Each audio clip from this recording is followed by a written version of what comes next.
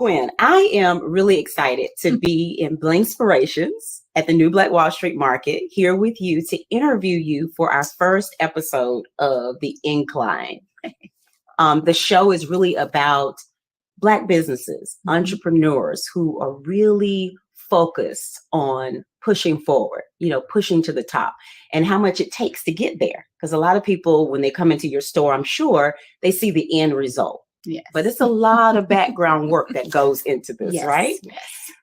Before you came to the New Black Wall Street Market as a merchant, talk to me about how Gwen got started.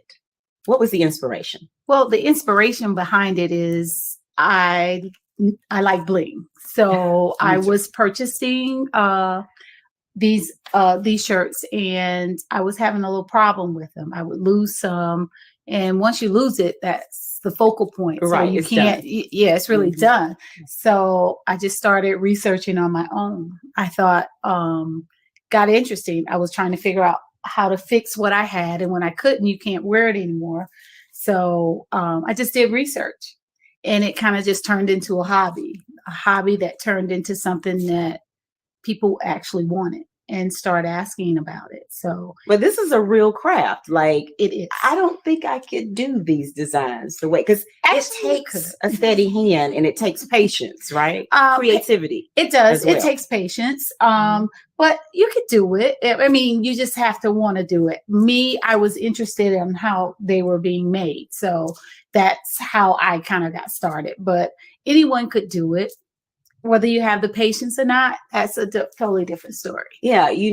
When I came here, so just a little bit of backstory. So, here at the New Black Wall Street Market, Gwen and I ran into each other. We have a backstory as it relates to our young children at the time. They were little boys. Gwen's husband was their coach for their basketball team. And, fast forward to today, our children are adults. Okay. And so to bump into her here at the New Black Wall Street Market, and you were in a smaller space here. I was a couple of doors down, and seeing the customers, I kind of outgrew it, and I knew I needed a bigger space. So yeah, I mean, it's a wonderful place to come and visit. The creativity. And Gwen also does custom design. So I am wearing, right? This is a shameless plug of mine. I am wearing my new brand, Be About Self-Care. And so I walked into Gwen's shop and I said, Gwen, do you do custom designs? Yes. So not only am I wearing one shirt, but I requested 3 of them. So I have a black one and I also have a white one, right? So I needed at least 3 shirts from Gwen, and it was excited to support her, as a thriving Black-owned business. And I appreciate it. So Gwen, let's talk about business, because I think, again, you come into Blingspirations, correct, and you see the bling, and it's so exciting, right? Everything that you see, the colors, the shiny jewels that are on the shirts, it makes you happy.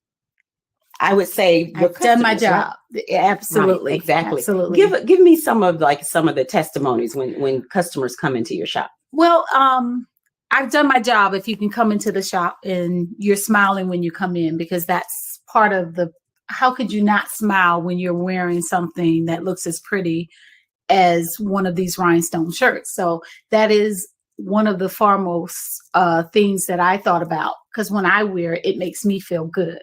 So, and it's an easy work to after work wear.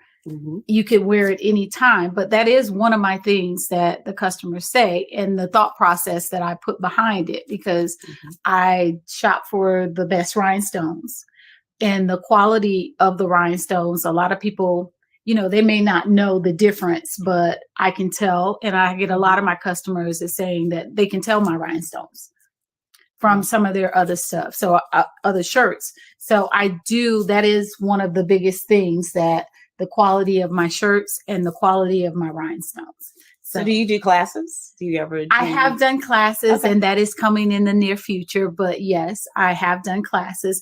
I've even done a class on Michael's. Okay. Yes, Okay. on So that's a national brand. Yes, on a national brand. I've done a class with Michaels, and I've done 2 classes here. So at the New Black Wall Street, and when I moved into my space, so I do classes, and coming soon we will be doing more of that here. That's really cool. Yes. So, you know, like we mentioned, outside of just the business part of it, Yes, or outside of the feel good part of it, okay, there's a business part of it. there is. And talk to me a little bit about that, because I think people get confused sometimes as it relates to, oh, you're doing great all the time. Your sales are up all the time. And that's just not a reality in retail, right? So you have to have a solid business model. I wish. Listen, I wish, right? But no, I think the main thing with this is to know retail is to know your avatar. And what I mean by avatar is to know your customer. When you realize who your customer is, you strive to go towards those customers. So when you get that, you just do things for that customer. And when I say no customers, I just don't mean a woman, because I have men who purchases rhinestone shirts as well. So when you get your avatar, you know, you go from there. That's the age, where they work, where they live, how they live. You know, you learn your customer. And I could say that to just about anyone who's in business, whether you're supplying a service or a product. You got to know your customer in order to strive. And you're right. There's ebbs and lows to all businesses. Absolutely. So, I mean, what I do, I mean, you take it in strive. There's good and there's bad, but you gotta, that business side of it, you gotta know how to maintain within those variations there. Absolutely. You know, there's such differences between having a hobby. Yes. Some people have a hustle, and then there's business. Yes. Right. And so these are completely 3 different spaces. Absolutely. They can become the other. Absolutely. But they're not the same. They're not. And I've been in all 3 of those spaces. Right. It was a hobby, and then it was a hustle, and then it became a business. Absolutely. I mean, and all of that again is a mindset. That's where your mindset is when you're doing a hobby. If it turns into a hustle, that's what you're doing. But to make a business is something that is sustainable. So yes, once I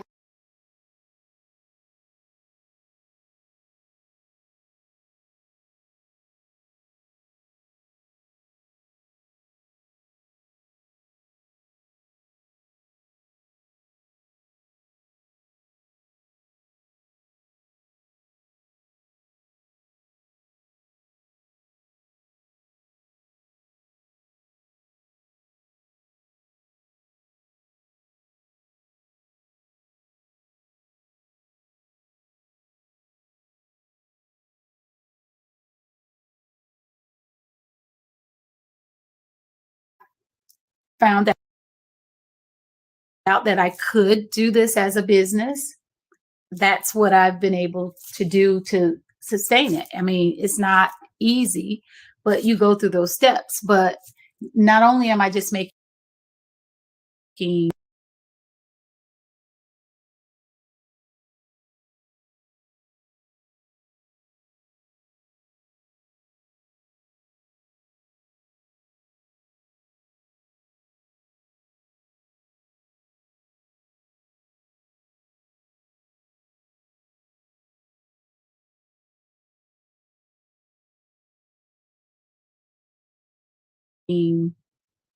t-shirts, rhinestone t-shirts. I'm learning business. I mean, you do that, you have to pour into yourself. You just can't start something, because this is it. It's not that easy. In order for it to maintain a business, you got to know how to price.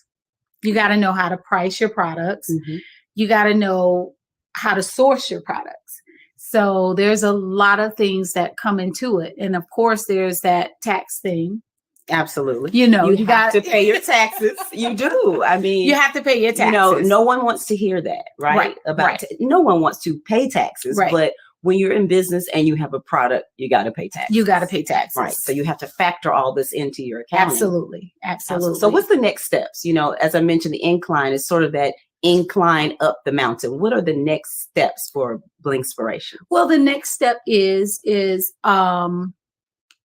here I got into the new Black Wall Street. I'm looking to I was in Perimeter Mall before I came to the new Black Wall Street, and now I'm venturing out again. You're hearing it first on Crystal's Incline. Yes. I will be in the sister shop that is located in Atlantic Station. Wonderful. In Atlanta, Georgia. Starting in March. My shirts will be in there. And I'm also in the Painted Tree in Snellville, Georgia, and Beaufort, Georgia. Okay. So it's just, my end goal is I'd love to have a bling t-shirt boutique. Wonderful. And so you hear this, right? I'm starting it now, but these are things that are on the list, and I'm striving for that. I mean, of course, I can't do it myself. Like you said, there's a lot of issues in the business part of it, but we're working through them, and we're growing. They're growing pains, but it's happening.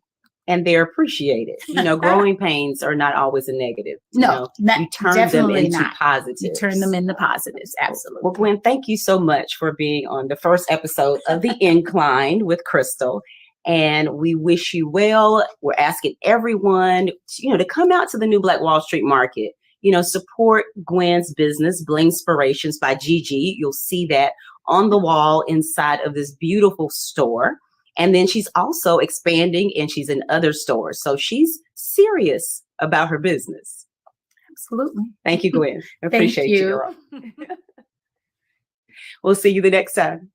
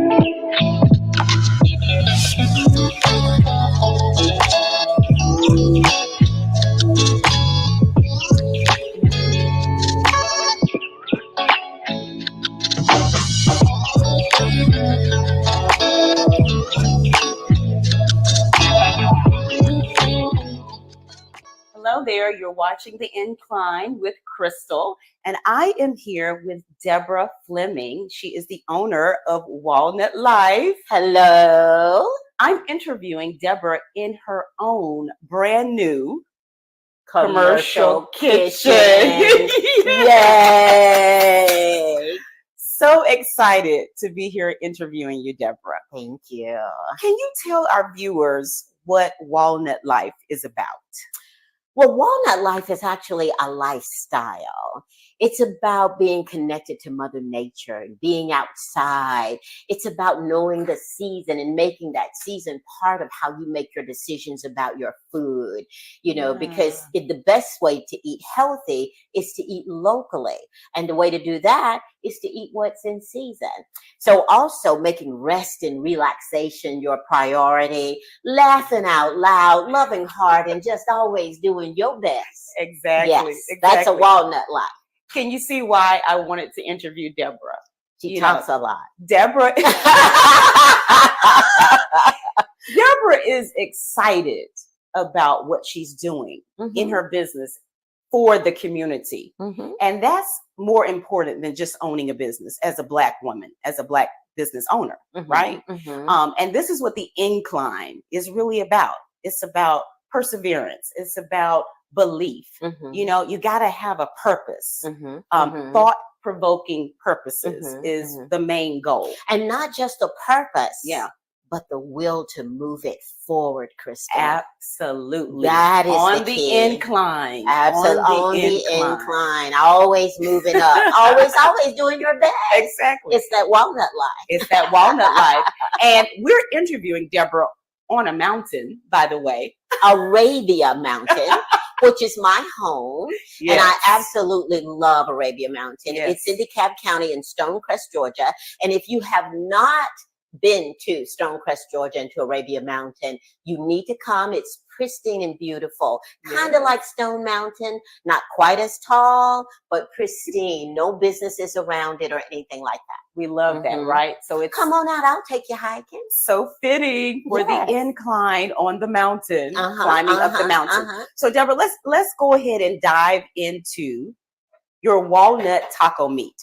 So I met you at the New Black Wall Street Market. Yes. We are sort of like family at this point. We've known each other for a minute. We're the Aaron's grocery chicks. We are.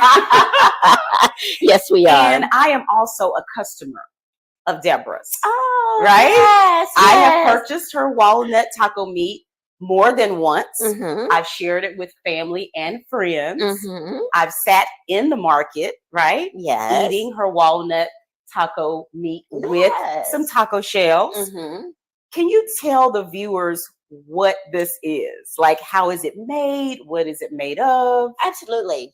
It's walnuts, organic olive oil, ground basil, ground cumin, and granulated garlic and onion.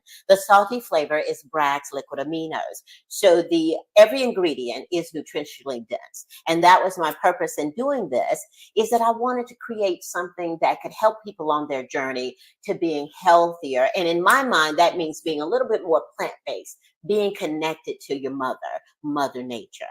And so this product is a reflection of that. Every ingredient is nutritionally dense, but it's also from the earth. You hear that?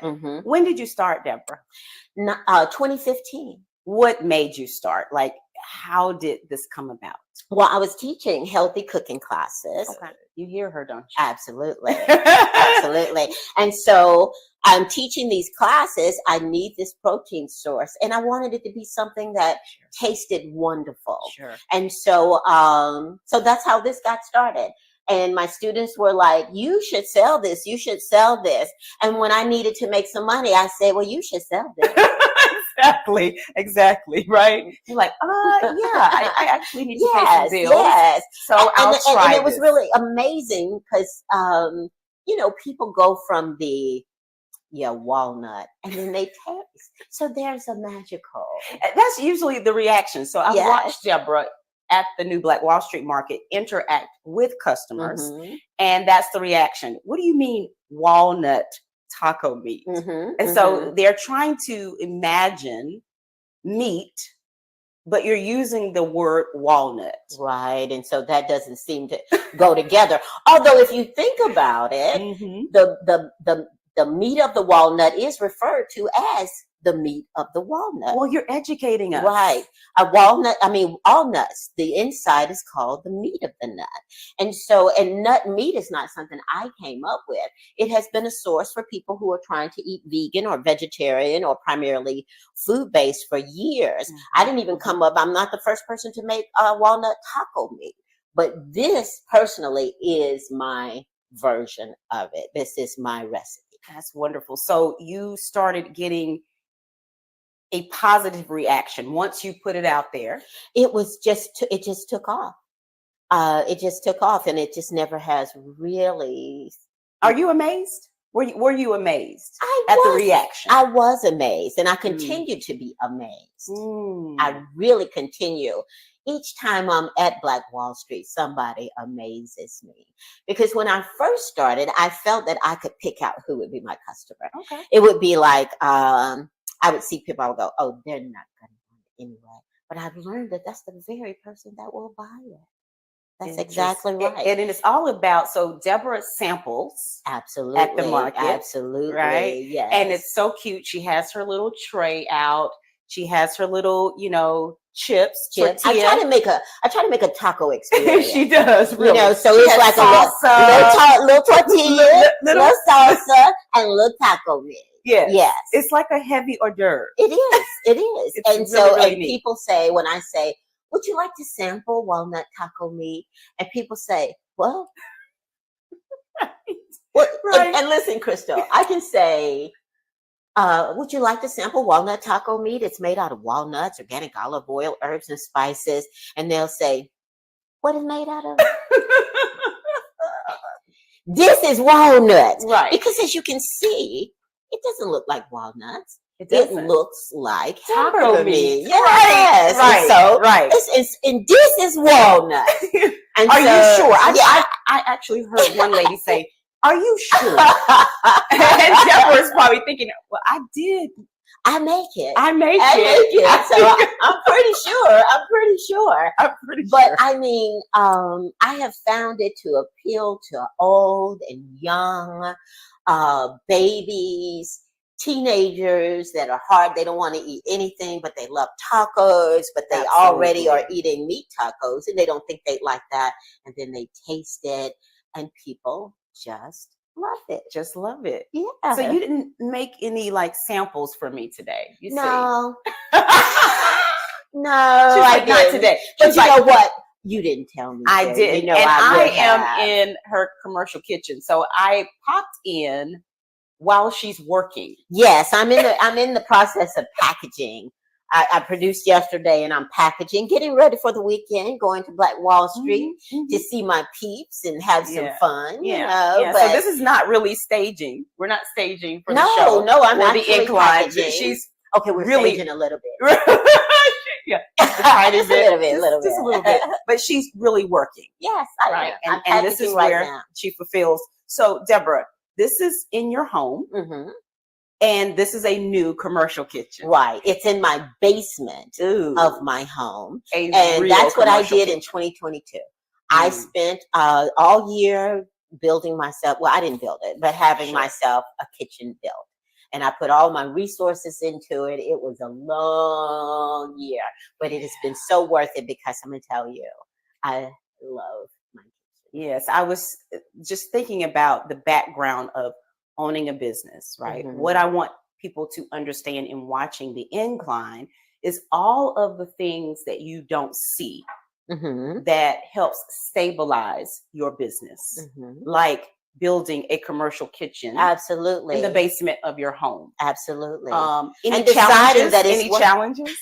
Oh, did you say how long did you say this was?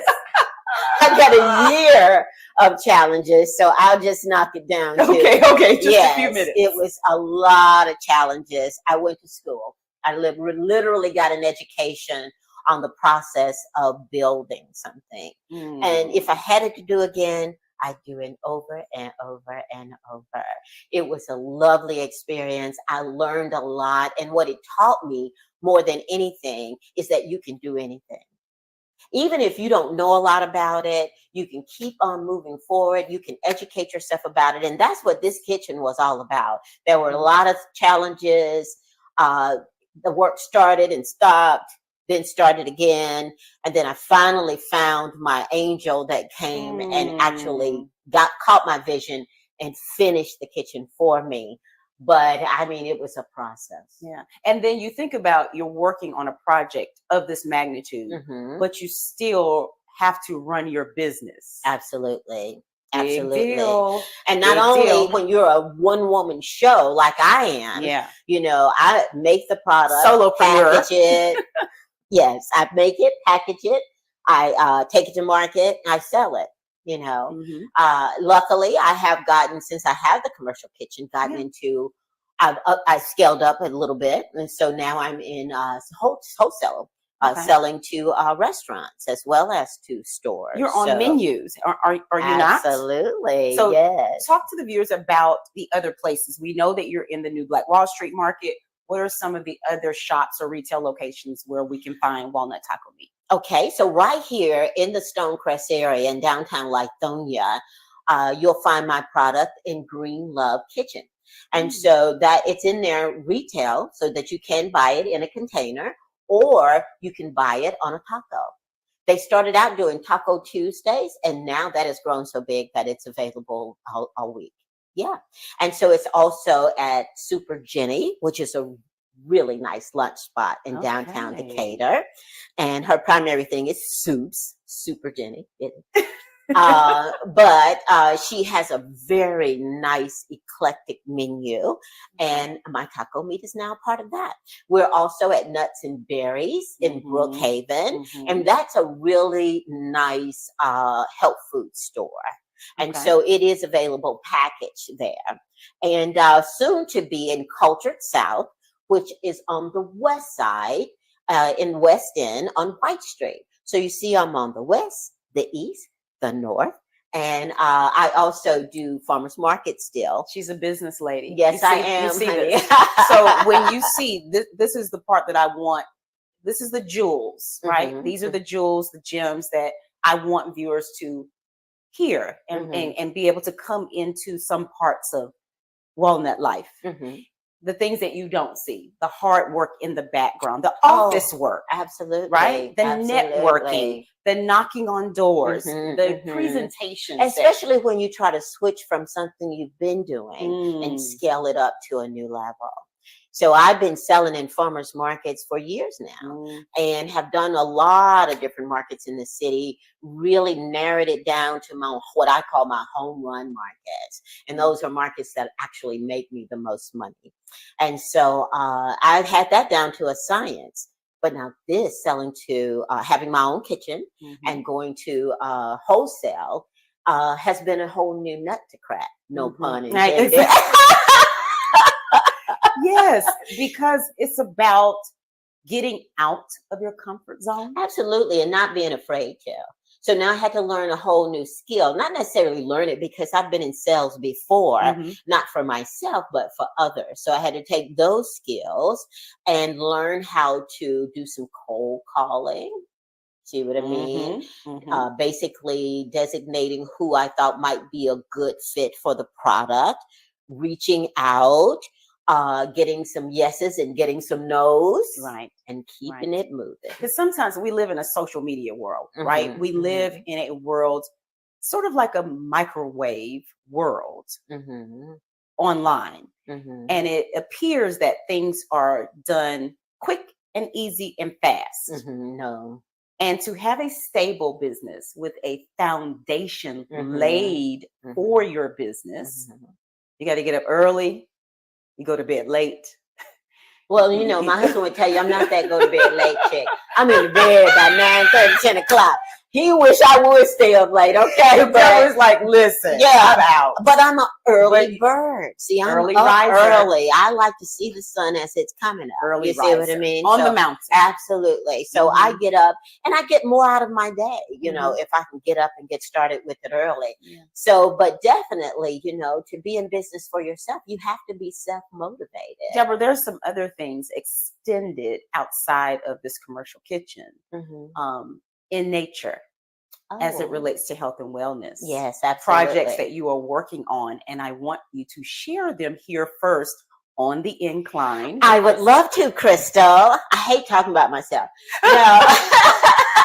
Don't worry. I'm pulling it out for the viewers. Yes. No, I'm actually starting a new endeavor called forest therapy or forest bathing. And it's kind of like sunbathing, but it's forest bathing.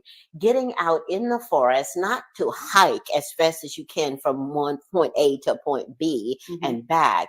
It's to go into the forest and stay there in a designated area and to utilize your senses to experience that. Your sight, your ears, your smell, feeling the wind, actually allowing yourself to become comfortable, possibly taking off your shoes, letting your feet ground you and really actually touching your feet to the ground. Now, this is not just something crazy Deborah wants to do. There's been a study in Japan since 1984 by Dr. Quinn Lee, and it has proven that being out in nature increases your NK cells, which are natural killer cells. That's what kills cancer and dis-ease.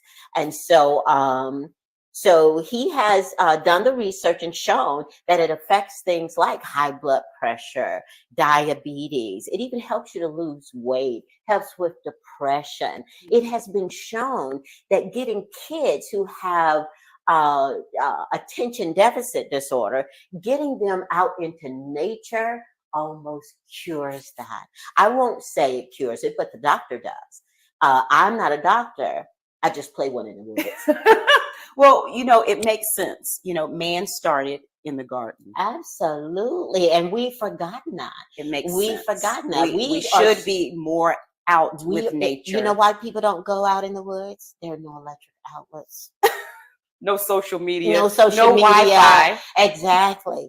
And everybody's suffering. Everybody's suffering. Children, adults, we're all suffering from being detached from nature. And so I am trying to be a part of the solution. You are an outdoors girl, though. Yes, I am. Yes, I am. I wake up thinking about what time am I going to be able to get outside. Yes. I mean, it's a beautiful thing. I'm a country girl, from that earth, way of living. So I really do understand it. I'm sure those of you who are outside adventure type personalities also get it. And we want to motivate others. Come outside of your houses. Absolutely. Put your cell phone down. Well, George Breathe Washington the Carver. Oxygen touch. Absolutely. Oh, and when you're in the woods, there's actually a substance called phytoncides that the trees give out. They give it out for the health of the forest, for the trees themselves are healthier because of phytoncides. And by being in the woods, you inhale that. It's an actual substance. So it's not just la-di-da.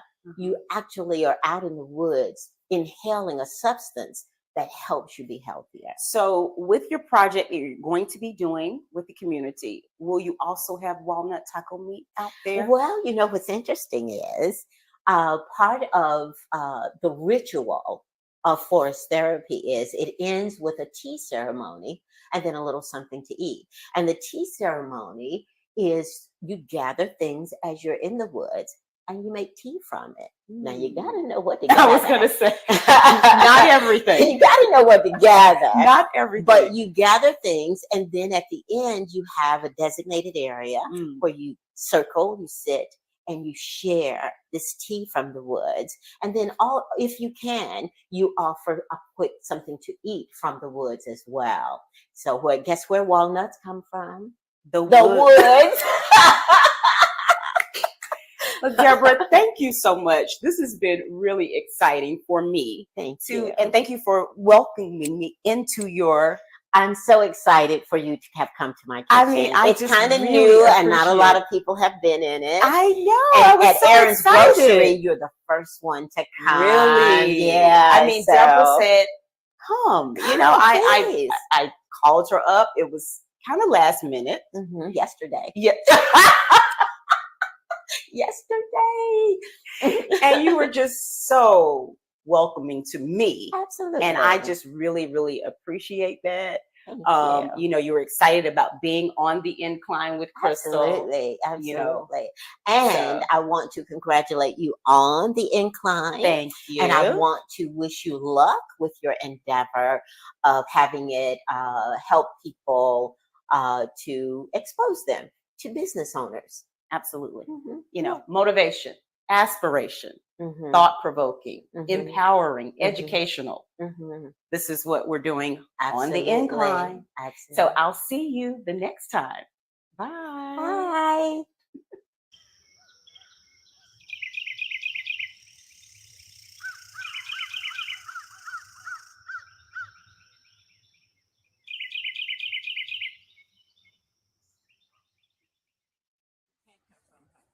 Oh, yep.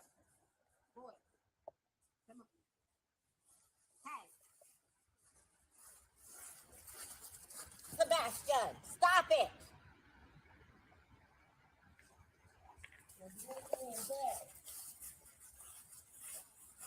Okay, we're gonna go slow. Okay, come on, go this way. I want you to go slow. Come on, go slow. Here we go. Come on, boys. Go. So, Sebastian. Keep that because they're not going to bite you, but you get hair on it. You can get anything you can use.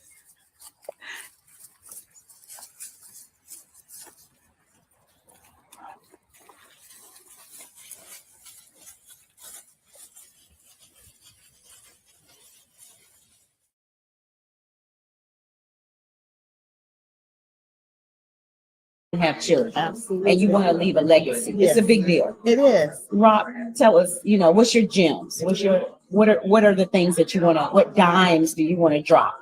I'm like Grant Cardone always says, be obsessed or be average.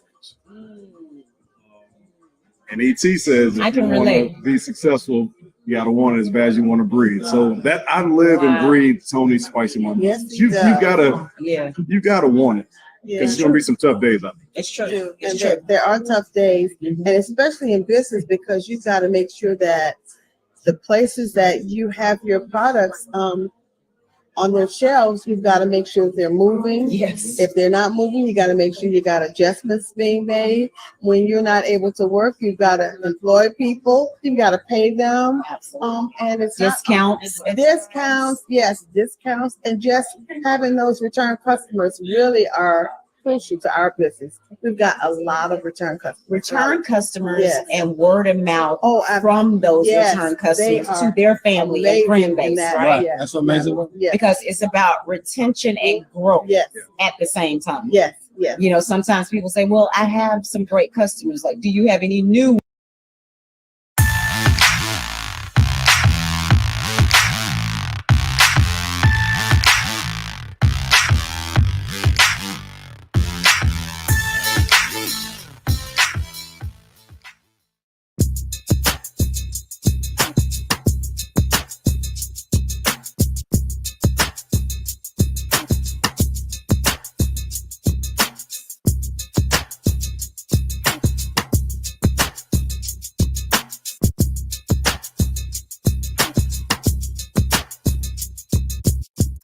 Hello there. You are watching The Incline with Crystal.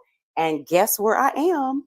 AromexAir at the New Black Wall Street Market, here with Antoine and Toby, co-owners of AromexAir and husband and wife team. Yay!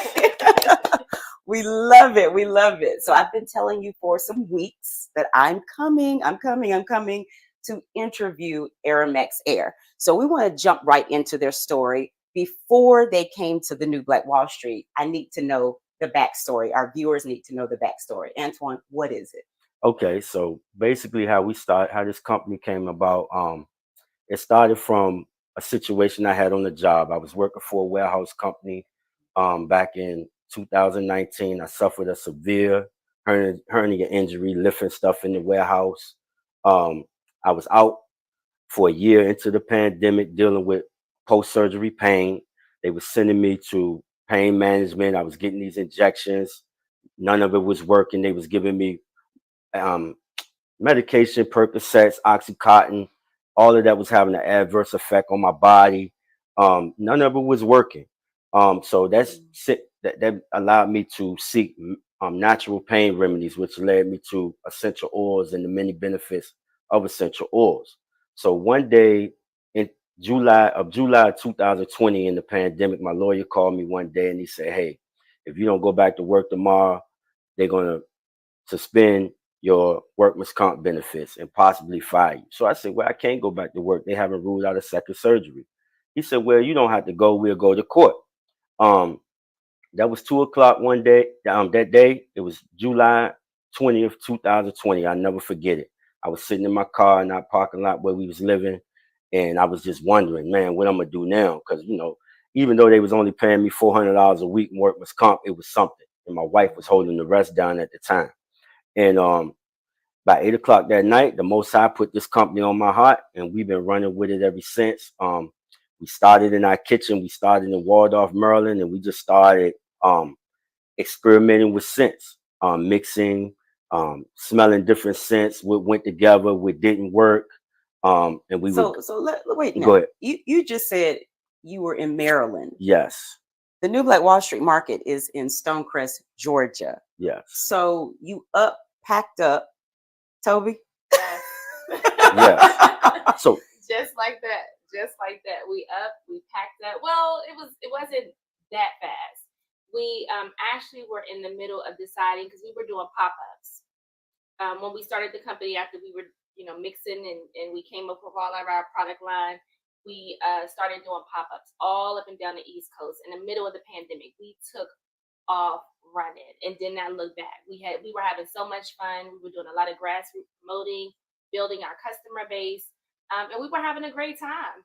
And we came across, Antoine came across looking on the phone on Instagram, the New Black Wall Street. We didn't know anything about it. It sounded fabulous and very exciting. And we were like, whoa, this is going to be epic. We need to be a part of this. But we also had another big event because we were doing a lot of big festivals and pop-ups. But we had an event scheduled that we were thinking about going to in Detroit. And we were kind of in the middle, like, are we going to go to Detroit? Are we going to go to Georgia? And I said, you know what? We need to go to Georgia. This is going to be life-changing. We got to come down here to the New Black Wall Street. And we did a pop-up. We got in the car, packed up our stuff, drove 9 hours.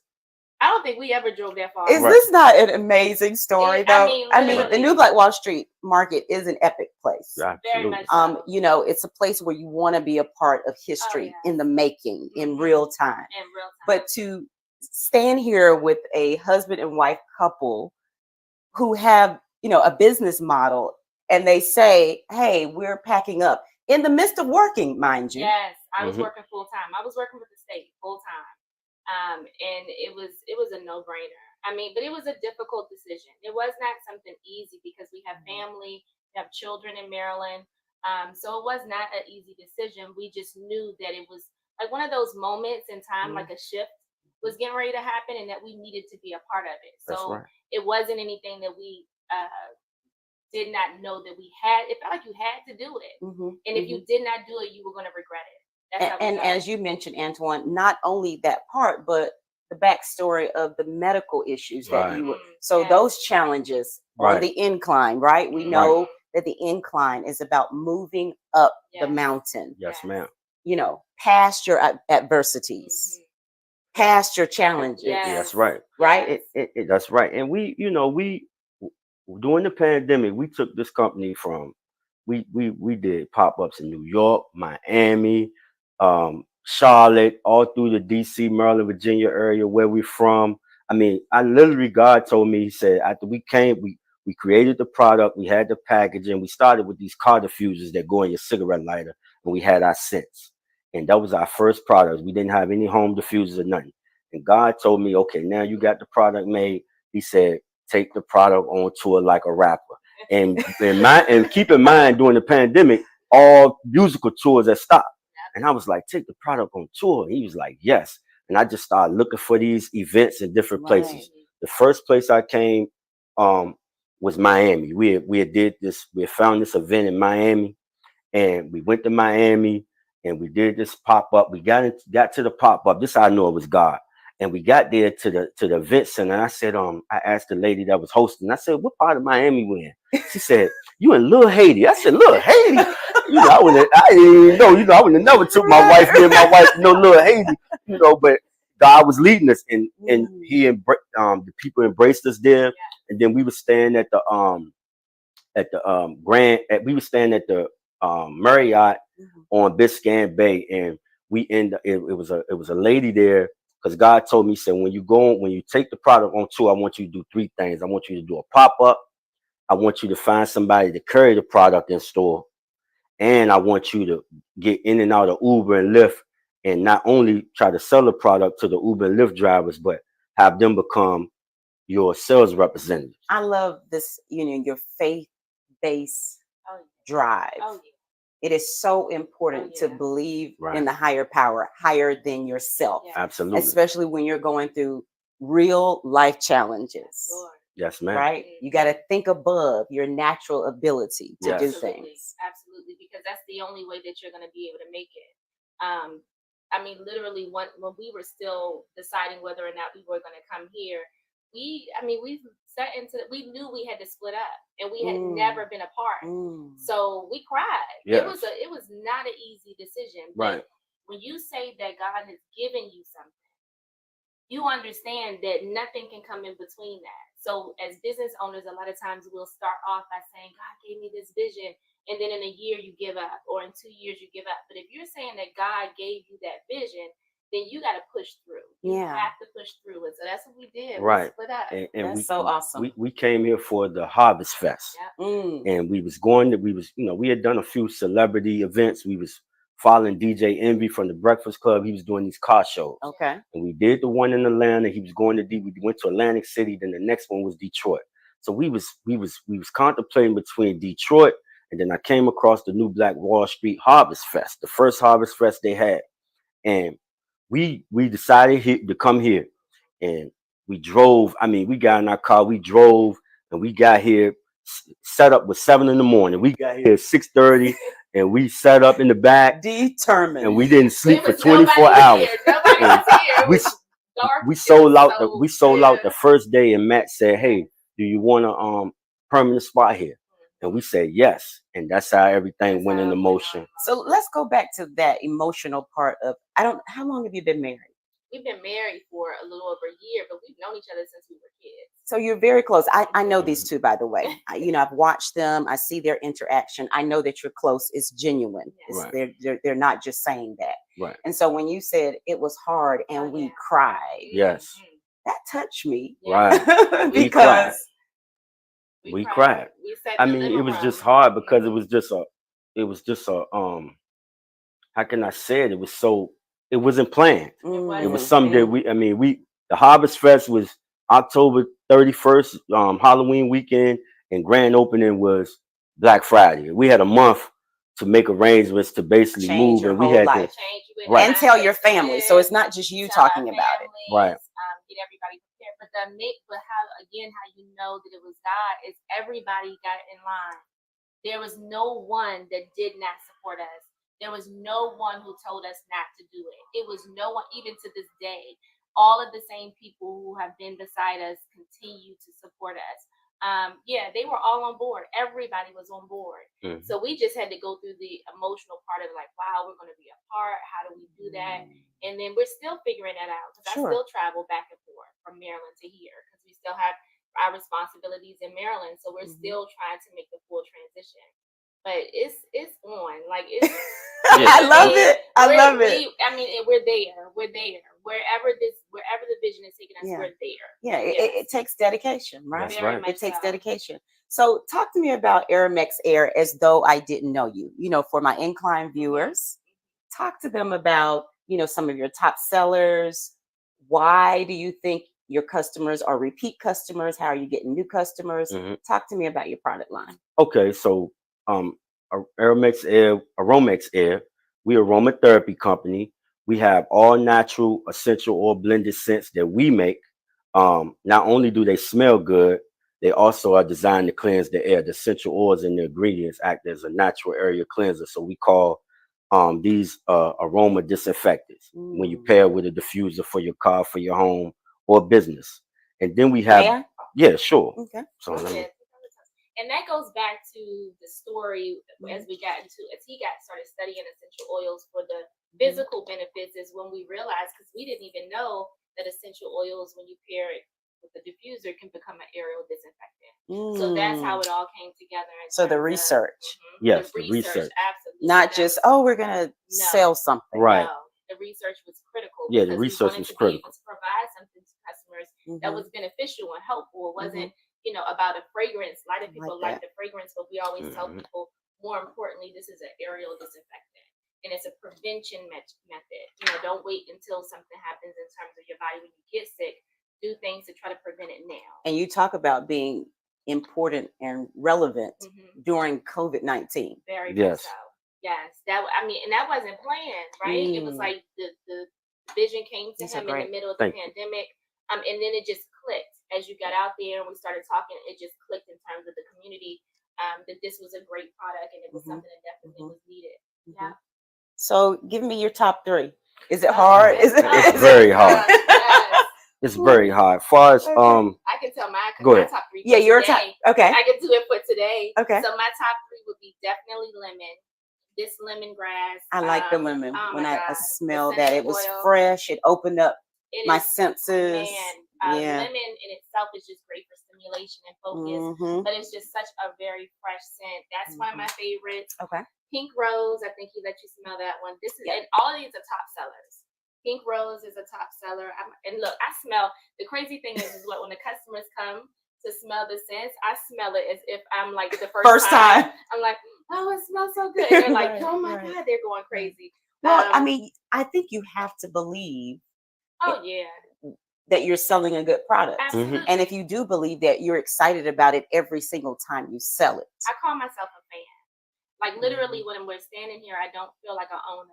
I feel like a fan of the product because it is an amazing product. And I tell customers, I'm like, look, I know we're the owners, and I'm not even trying to sell you. Right. I really do love this product, and I wouldn't be able to sell it to you if I didn't. And that's key. When you're buying products, I don't Yes. care where it is. Mhm. Check out how the owners are acting about the product. right, Will give you a good sort of sense as to, Yes. no pun intended. right, exactly. You're right. If it's going to be good, if You're right. if they believe it, if And they the don't customers- believe it, Mhm. that's a sign. And they You're right. come back and they tell you, I'm like, I know you're going to come back. You're going to come back. Trust me. People are going to be asking you where you got this product. You're going to come back. We have all sorts of incentives for our customers. So we have a value customer program Mm. where customers can get discounts if they sign up for a subscription on our website. If you come into the store and you're a returning customer, you also receive discounts for that. We also have a recycling program. So these I like bottles, you that. can bring them back. We refill them or replace them and take off a discount. Also for the bigger bottles, we do the same thing. So we offer a lot of benefits for those who support us too. Do you find that your customers enjoy diffusers or sprays, or is it a Well, toss up? It's a That's toss up. hard. It is. It's a toss up. It depends on the person, and Mhm. for real. A lot of the customers already have diffusers, so they just buy the scent. And I noticed that you sell some really nice, elegant Yes. diffusers for Yes. the home. Yes. Yes. Yes. We try to always. I'm think attracted about- to the one in the back behind you. Yes. Which one? The one in the middle? Yes. They love that. Yeah. Those two, they love those styles. Right. We're actually getting some. We always try to think about people's decor. Think about what would you want in your house, Sure. because the whole idea is for it to not even really look like a diffuser, Right. and that's what they like about it. So and then we attract everybody. I mean, it's all ages, men, women, children, Yes. teenagers. Like everybody loves the product, so it's fun. And It's fun. the sprays sell very well. Oh, They yeah. love the sprays are more it's a concentrated. So one spray eliminate any odor lingering to the next day. It's very highly concentrated, no cut on it whatsoever. That's So they awesome. sell very well because they can be used in the car, home, office, anywhere. Antoine, you and I, so we're gonna jump a little bit deeper Okay. into owning a business. Okay. Yes, The ma'am. real stuff that Yes. Mhm. people don't see Yeah. on the incline. Right. You and I were on a panel recently about starting a business. Mhm. And I was touched, I don't know if you were, to see people in the audience who had come from a long way, Right. I was too. like I was from other definitely touched. states. They Mhm. drove in to be a part. Right. And so I took that opportunity as a panelist very seriously Me too. when I found out that people had come from distances to be there. Mhm. How did you feel during that time? Did Um, it take you back to your start? I mean, Yes, I was touched. It took me back to my start. A lot of the questions were questions that I had during the start, and a lot of those questions I learned through experience. Trial and Yes. error. I had to bump my head a few times to learn a few lessons about certain things. In regards to Right. business. Because a lot of this is self-taught. Of course, the internet, and you can go on YouTube and you can learn. You can study certain things, but the experience is really what has taught us. And I was definitely touched by people coming, and I didn't even know that many people was going to be in the room. Right. So I was a little nervous, and I said a little prayer to myself, and it just came out the way it came out, and we all did well. I was very pleased at our job and with the message that each one of us delivered is it almost is like we had huddled up and and had a talked plan, before time, but but we didn't. we didn't. We didn't. You And, know, and it was that's how just so you know in it was sync. very genuine. Yes. It was very genuine, to be up there and be able to know what you're doing Right. at different stages. We may not, and there were people in different stages Right. in the room. So let's talk about some of the things that came out, that are relevant to our businesses, Mhm. to your business. Okay, so some of the things that came out was how do you know how to price a product? Big deal. And Yes. and that was, basically knowing your cost of goods with, in our case, how much am I paying for, are we paying for these bottles, the labels, the shipping and handling, the manpower, the diffusers. And from there, the cost of it, you divide the cost of by how many items you have. So if I got 100 bottles and it has cost me basically $100 for these bottles, and I have 1,000 of them, I'm paying what? Basically what? 10 cents a bottle? No, I need my I think so. It's something like that. It's something like Toby's that. like, wait a minute. 1,000. Hold on. You see what I'm saying? So Yeah. so in our case, and then you'll know how to price it from there. You learn how to price it. So are we talking 2 times your overhead cost, 3 times as it relates to your retail price? I would say at least three times, At because and then least. you judge that by the area you're in. You got to know, and then you can basically adjust your price by the customer base in the area that you're in. Can I add something? Go ahead. Don't undercut yourself, because I think so many times as Black owners we Second devalue guess ourselves. And then you'll have people who come to you and try to haggle you on your prices and get you to shift and make you feel as though that you're charging too much. But if you know that you have a great product, stand on that, and then you will draw your customer base. The ones who really want to support you, they will come. I remember going when we would do pop-ups, fabulous products, handmade things, and literally they'd be like, "Oh, it's $5. $5 for this?" Right. I could go into Macy's or someplace and pay like $60 or $70 for this. So you're really, and this is something you just kind of hit a button. This is something that I always ask customers too, when they want you to Jew down your price. And I say, well, would you go in Walmart or makes me cringe. Target or Amazon and haggle them on their prices? Right. You go into a high-end store, you go in there, you pay. You would never go to the register and say, can I get this for? It feels like, it almost feels as though that, and that's why we do offer discounts in certain, the value customer programs and things like that. So customers can take advantage of sales and prices and stuff like that. But to just come up to you and ask you, can I get this? Can I?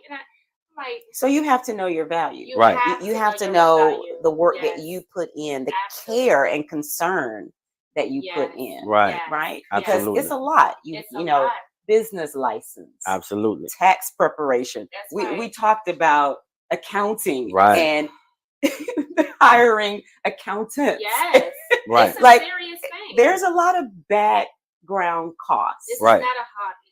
It's not a hobby. It's a business, and there is a lot of background. A lot of long nights. We get maybe 5-6 hours of sleep almost every night, because we're up even after we close. We're still up.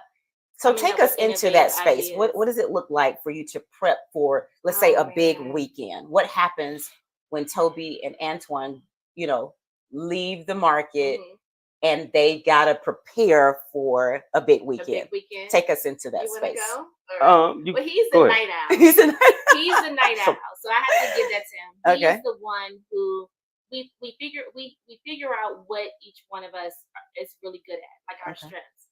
He's really good at, our baseline and our products. And then he'll come back to me and say, well, what do you think about this? What do you think about that? So that's literally what we do almost every single day. We go home to figure out how can we improve? How can we make things better?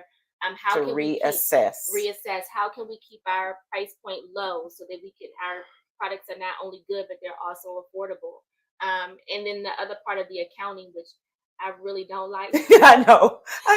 If you It's ask certain the parts that you average don't like. business owner, the Mhm. accounting and the Is- tax preparation Right. part Right. is something we could do without. You Right. could But- literally, but it's so necessary, right? You Yeah. always You gotta have to do it. grow. You have to, the things that you do not like, Mhm. if you cannot hire someone to do it for you, you have to do it. You There have to is no lean option. in. Right. Lean in. I like that. You have to lean in. And, Yeah. and just to add on, preparing for a big weekend would basically just be about inventory for real. It'd be about us making sense, bottling sense, labels, Mhm. stuff like that to know what we need to do to have the store ready for the weekend, for the So have you busiest gotten time. to the point where you've enlisted manufacturers to help you, or are you still doing We're everything seeking that. yourself? So, well, we have manufacturers on certain things. Like we don't Okay. make the diffusers, of course. Sure. So we partner with a manufacturer for that. But There's a lot of work. we're trying, into right, labeling, Yeah. right, bottling, right, filling, Right. right? The feel levels. right. Mhm. So some of our goals for 2023 is to figure out mass production because we're trying to take our company to the next level.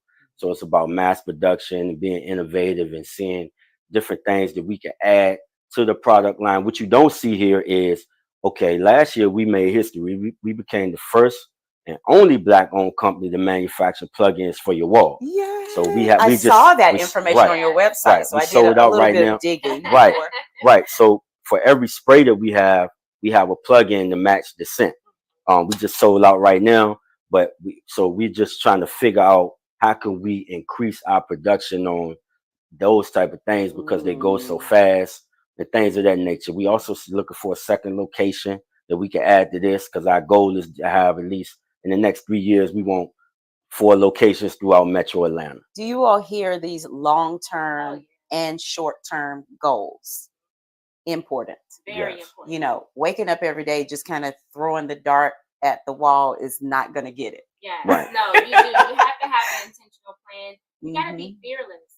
You got to Mm. really be fearless. I mean, you got to be, it's like, you know what? Because we have, when I tell you some awesome ideas in our mind, and we just, okay, we want to do this. Oh, wow. Right. we're And gonna then do when this. you back And then into you're it, it's okay, like, wait, hold on. oh. Wait a minute. Which one do we attack first? How Right. do we strategically attack these? And then literally you're throwing it up against the wall and to figure out what's going to stick. But you know it's going to work because you go back to the original God led us here. So it's going to work. We just got to figure You have to out work the strategically. process. You have to put in your You grind. have to work the process. You have to put in your grind. It's not too often easy. business owners or people who have hobbies or hustles, they get frustrated because it doesn't work right then and there. Right. Right. And you have to start looking in the mirror, Right. right? You Right. got That's to right. sit down with self. Mhm. You got to write some stuff out, Right. you know, really do your research Research is in important. the industry and the space that you're in. Absolutely. You can't compare an orange to an apple. That's Right. right. You got to know what the apples are doing That's right. and the Absolutely. oranges are doing Right. in order to really, because we're in a very competitive society Absolutely. globally, not just in the small spaces where we are. Very much And so. so you can't just kind of live in a silo Mhm. and think that someone's never going to compete with you. That's right. Right. In It's always commerce. a competition is important. I mean, you know, just in the country in itself, you know, you want to have choices and options. It's only fair for consumers to have choices and options to go someplace. But how you make your product or how we make our product different, one, we attach our story to our product. That's important. So when, you know, you can have the similar products, but most of the time customers connect with you because of who you are as a person. What is the foundation of your company? What is your belief system? You know, why are you making this? Right. You know what I mean? Why should I support you? So that's important. But yeah, you gotta have the competition, and we research our competition, and we have a lot going for us. You know, these are all natural, non-synthetic products, so you don't have the chemicals in it that you would have in other. And you're so products. passionate. You talk Very about much so. customers. You have to think like a customer. Yes. So Right. you have two hats Yeah, when you own a absolutely. business. Absolutely. You have to think like the business owner, and then you have to put yourself in the shoes of the customer. Absolutely. When he makes stuff, he'll make new fragrances, and he'll bring it to me like, "What you think?"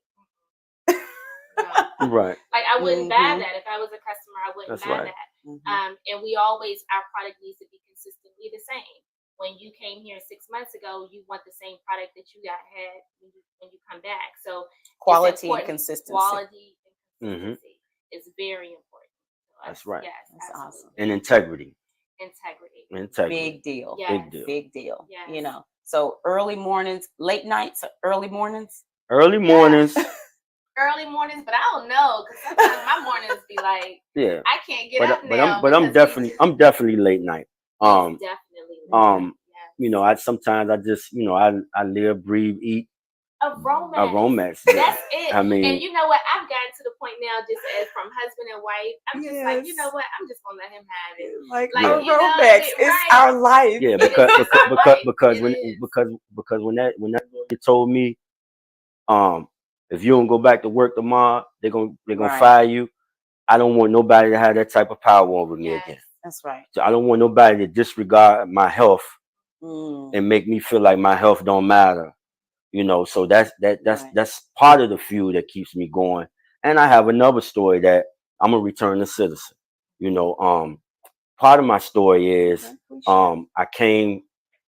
share. we were originally from Virginia. When I was an 18-year-old kid, I made a mistake, caught a case, and I came to Atlanta as an 18-year-old kid as a fugitive, and I was arrested in Atlanta. Wow. Don't And start me and crying.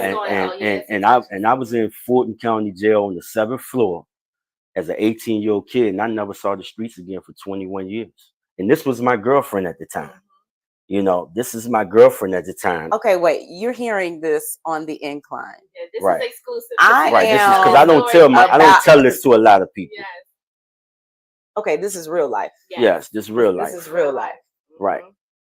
18. 18 years old. And you didn't see the street for how many years? 21. It was 1994, and I came home in 2015. Antoine, you're standing right here as a business owner. Are you aware? Yes, and it's a redemption for Right, me to be right. here. It's more than just, you know, a business. This is to be. That's what that was part of the reason coming to the new Black Are Wall you all Street as well. hearing no excuses? Because Right. I No hear excuses. no excuses. excuses is Right. what I hear. And taking control. Taking control back. Because I can remember when he came home. Take your life back. Take your life back. I was there when he was knocking on people's doors and asking for jobs and getting denied and you know, Right. rubbing coins together, trying to figure out how we were going to make it work, and Right. him going through his own his own rebuilding of himself because You have to acclimate back into Right. society. Yes, Right. yes. That's a long And there time was to no be support. out of society. And that's how I got to the warehouse job. Because even technology, everything Right. has changed, right? Everything Right. has changed. I was Everything has on changed. parole for 5 years. I worked in that warehouse for 5 years before I suffered my And injury he hated that it. led me to this. And it's like God fast tracked my life, you know, Yes. with this. And That's I'm what back, we always say, and it God fast feels tracked your good to life. be back as a business owner and not a fugitive. And it's a redemptive feel. It's redemption for me. So being here at the new Black Wall Street, making history with all the other business owners is more than just money to me. It's redemption. It's I purpose. hope for everybody out there who has a story, you know, it's the nobody knows my life story. That's right. You know, we see each other in our communities passing by each other. Right. You may walk into the new Black Wall Street and see this lovely business and this couple here, but you don't know their story. Right. And so no excuses, you know, come and talk to Antoine. Oh yeah. You know, Yes. if you're not sure how to climb up, you know, I always tell people attach yourself to people who are doing or moving in the way that you want to move. Absolutely. Right. Absolutely. If in your circle you're comfortable and they're all sort of in the same, Something's not right. right. And, You gotta and change your circle. this past August, we went back into the Fulton County Jail for Yeah, the I was first gonna say time. Really? I took my wife in the jail. We was with Wallow. We was with about 10 other millionaires. The son from the owner of Chick-fil-A was there. It was like they said it was $250 million in the room Wow. behind us. And we got a chance to talk to the guys in there. And it was like it was full circle for me because I had never went back into a jail, you know, to tell my story. and to be able to tell it to somebody that was sitting in that same position was definitely full circle and Humility. humility. That's Yeah. right. So I'm thinking when I first start talking to you, I'm like, oh, Antoine, how did it feel to talk to people who were trying to start a business? Right. Which was life changing too, Right, right? Because absolutely. it brought it full circle. But to talk to those who are incarcerated, Yes. Young. young, Young 18, kids. 19, 17. It was Mm. it was unreal. It really does put life into perspective. Because if you're trying to start a business or doing a business, it's not about money. Although, and we talk to a lot of millionaires, and they will tell you, like, I have money. I remember the grind. I have money. A gentleman came over. He was just like, I have money, and I wasn't happy. Mm. You gotta have purpose You do. behind what it is that you're doing. You gotta find a way to service your community and service people. It has to be bigger than just you want to be rich, Right. because that's miserable. It and is. you just have to find a purpose. Right. And for me, I'm that speechless. moment was Look, that- you're watching the Incline with Crystal, right? Right. I'm the host of the show, but I am really speechless and Right. overwhelmed. And I hope that those of you who are watching, watch and share, Mhm. because I think we all know somebody Absolutely. in our families, in our neighborhoods, That's right. who have been incarcerated, That's right. absolutely. right? That's We're right. all not that detached Yes. Right. Yes. from that. Mhm. And to see Antoine, he's standing right here. Yes. Yes. And this is a beautiful store. Yes. You Thank know, you. it's Thank you. Thank you lively. so much. There's energy in the store. There's life, Yes. Thank right? you. Yes, ma'am. They have the decor. It's on purpose. Yes, ma'am. Mhm. Yeah, we came up with it. It's funny, yeah, like the colors. I never even thought of Yeah, it they're like they're that. some of my Yeah. favorite colors, Is- by the Are they way. really? They're gorgeous, Yes. aren't Yep. they? I love it. Yeah, but I Yep. never thought of it. Tranquil, Yes. turquoise. Mhm. Yes. You know, Very the yellow inviting. is energy Yes. and sunshine, Yes. Yes. light. Yes. Yes. And I would Absolutely. attribute all that to her. The colors, it was more about Okay. we represent Oh. freshness and life Okay. and vibrant. And Okay. that was her. The name, I'm gonna be honest, I was in the restroom one day and God, I just yelled it out. It just came out. AromexAir. AromexAir. And I was like, you know what? That sounds absolutely amazing. That sounds. Yep. I mean, literally from. And what I would say to business owners Mhm. is, if you really truly believe that God has given you a vision, figure it out. Do not have a plan B, because the plan B is what allows you to give up. The excuse. It's the excuse. But I'm gonna go even deeper. When you do that, you're doing a disservice to all of the people that is supposed to be attached to that dream. That vision is not about just you. It's about who the jobs and people you're going to be able to employ, the people you're going to be able to service your product to, whatever you decide to do in terms of giving back to the community, once you're able to in terms of The ripple finances over effect. time. It's the That's ripple right. effect. So there's Mhm. thousands, if not millions of people you will disservice once you give up on your dream. That's how I look at it. And one other thing, when you have an idea and it's something you haven't really brought to fruition yet, tell as less people as possible. Oh, that's another I'm a If witness. it's Yes, not Lord. somebody you about to partner with, seek an investor. If you Quiet But- is key. quiet is key, Yes. because Quiet is key. I mean because you would Yes, get Lord. defeated in the spiritual Yes. Before realm, you even you get know, started. before you That even get is started. so true. Because Thank other you for people's dropping fears that. and limitations and some hate, Mhm. Well, but Uncle Johnny tried to do that. And that didn't work. Yeah, so keep it to Yes. yourself until you're able to bring it to light. Comes to light. Right. And It's write born. it down. Write Right. it down. Write your vision and make it plain. Literally write it down. Push yourself every day. Pray to about it. contribute. Pray about it. Push yourself every day, at least 30 minutes to an hour to contribute. Because some people are trying to do this while they're working full time. They have children that they're raising. They have a family. Take at least 30 minutes to an hour every day to contribute towards doing something towards your dream, whether that's research, whether that's just jotting down ideas. I'm glad you said whatever that, it because is. sometimes people, when you look at the larger picture, Mhm. it can be overwhelming Yes, and it can cause paralysis. exactly. Mhm. Right? Paralysis of exactly the what mind happened. can happen Mhm. to you because you're feeling overwhelmed. Yeah. So then when you have paralysis of the mind, you do nothing. Right. Absolutely. Right? It's too much. It's too much. Yes, yes. When my mother told me, one Mhm. piece of the mountain at a At a time. Right. And when it compounds itself and you look back, you're like, oh my gosh, I'm at the top of the mountain. That's right. Already. How did I get How there? did I even get here? You look back and you're like, oh my goodness, I can't believe. Mindset was a big one for me. Mindset was a big one for me. Realizing that the whole idea of creating generational wealth for your family was something that wasn't necessarily taught to me. What was taught to me was go to school, go to college, get a good job. You know, and that's what I did. And that's what I was telling my kids. Go to college, get a good job, you know, and play it safe. So I had to train my mindset to want something bigger and to want something more. And that was just about being around Antoine because he was just like on fire. It's infectious. I have a different appreciation Yes. for y'all now. I do. Yes. I mean, I've respected you from the beginning Yes, ma'am. of meeting you. It's just that vibe, Yes, you know. ma'am. But wow. Yeah. Well, I appreciate you. Thank You you. know, Appreciate you taking too. time. When I originally approached you about being on the incline, you were as excited about it as I, Yes, you ma'am. know, and so I really appreciate that. Appreciate you having And, us. Yes, and I very hope much that so. everyone who's watching, that your life has been changed by watching this segment. So take care. We'll see you the next time on the incline. Thank you.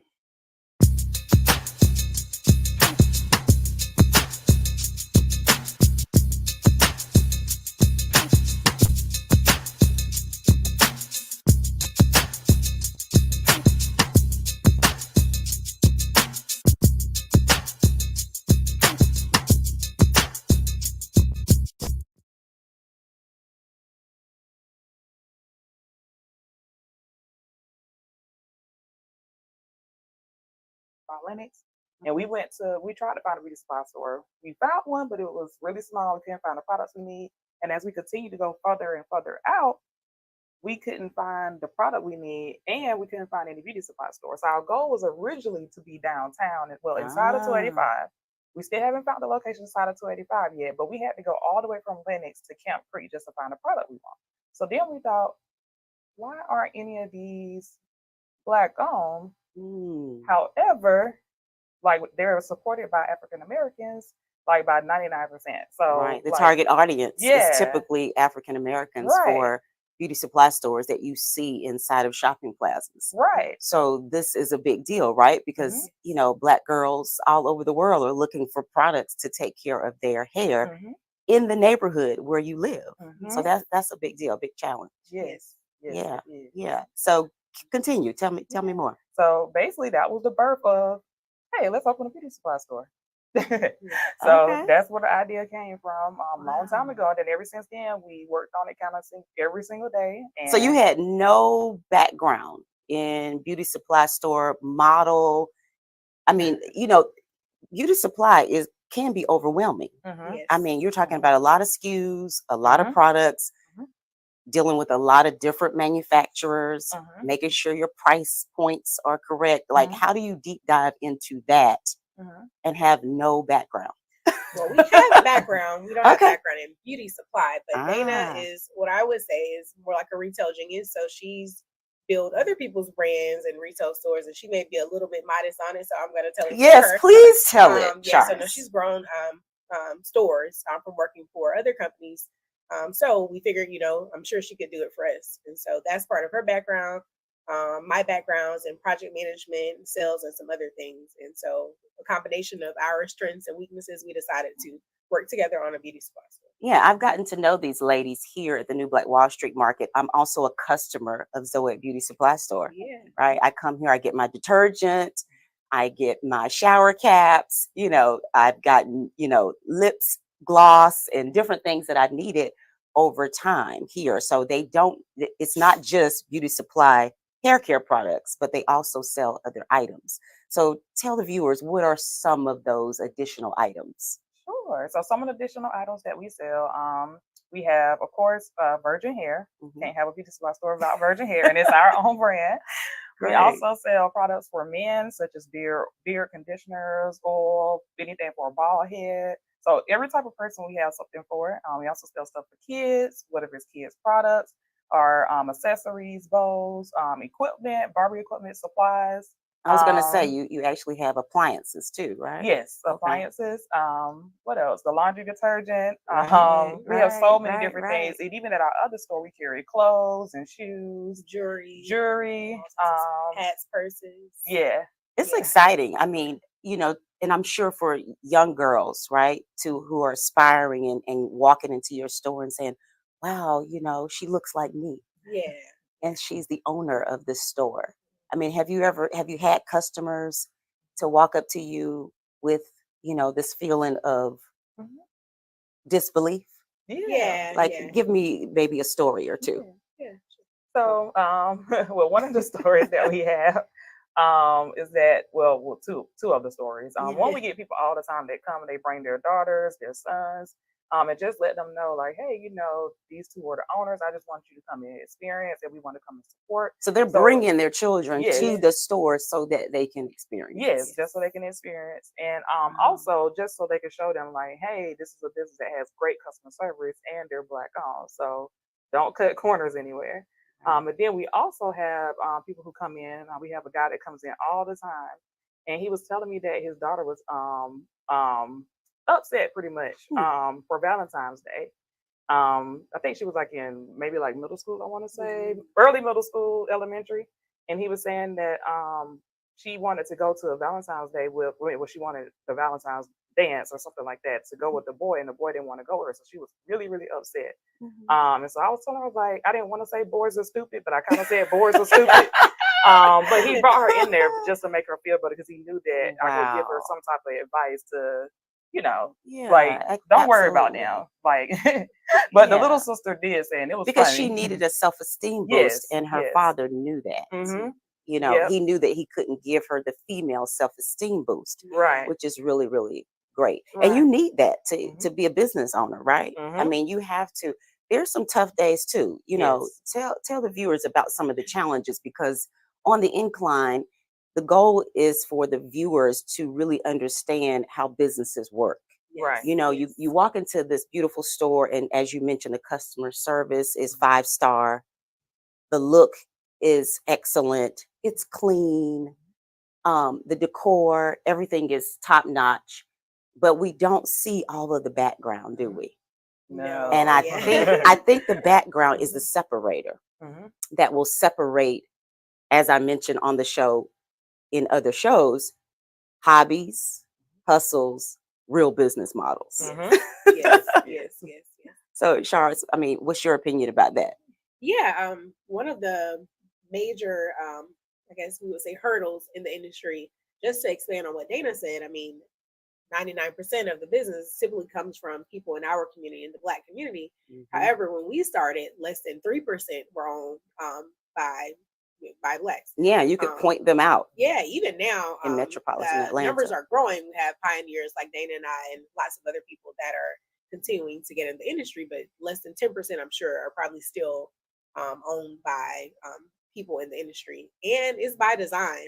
It's not that, hey, no one got an idea to open a beauty supply store. It's very hard sometimes to get a lot of the products. We face racial discrimination, profiling, all types of things. Not with everyone in the industry, but it is a very, very common thing. So what was your will to not give up? When you know that you're being profiled, when you know that you walk in to, put in an application and there's some racial discrimination happening, how do you push past that? Because some people think, well, if the door is closed, I'm done. And that's not true. We don't take no as an answer. Yeah. Period. That part. That part. Look, maybe you know now, but right. Yeah, we find out another way. Yes. We'll find a way. We'll I find like a way that. out of no way. Yeah. So you said your background is in? My background is in retail management, which kind of comes along with retail inventory. So that's my background. And the company I work for, I came in straight out of college in their management and training program and quickly moved up the ladder. So with that experience, especially with the retail and management, and you basically at that particular career, like I had to basically manage the job as if it was my own business. Except for like producing the marketing, which is still a challenge till this day. I think that's everybody's biggest challenge as a business owner. But that's my background. Okay. And then Shara, let's go deeper into Yeah. your background. Yeah, of course. So I also came through a management and training program, but primarily for sales. They had me do a little bit of everything.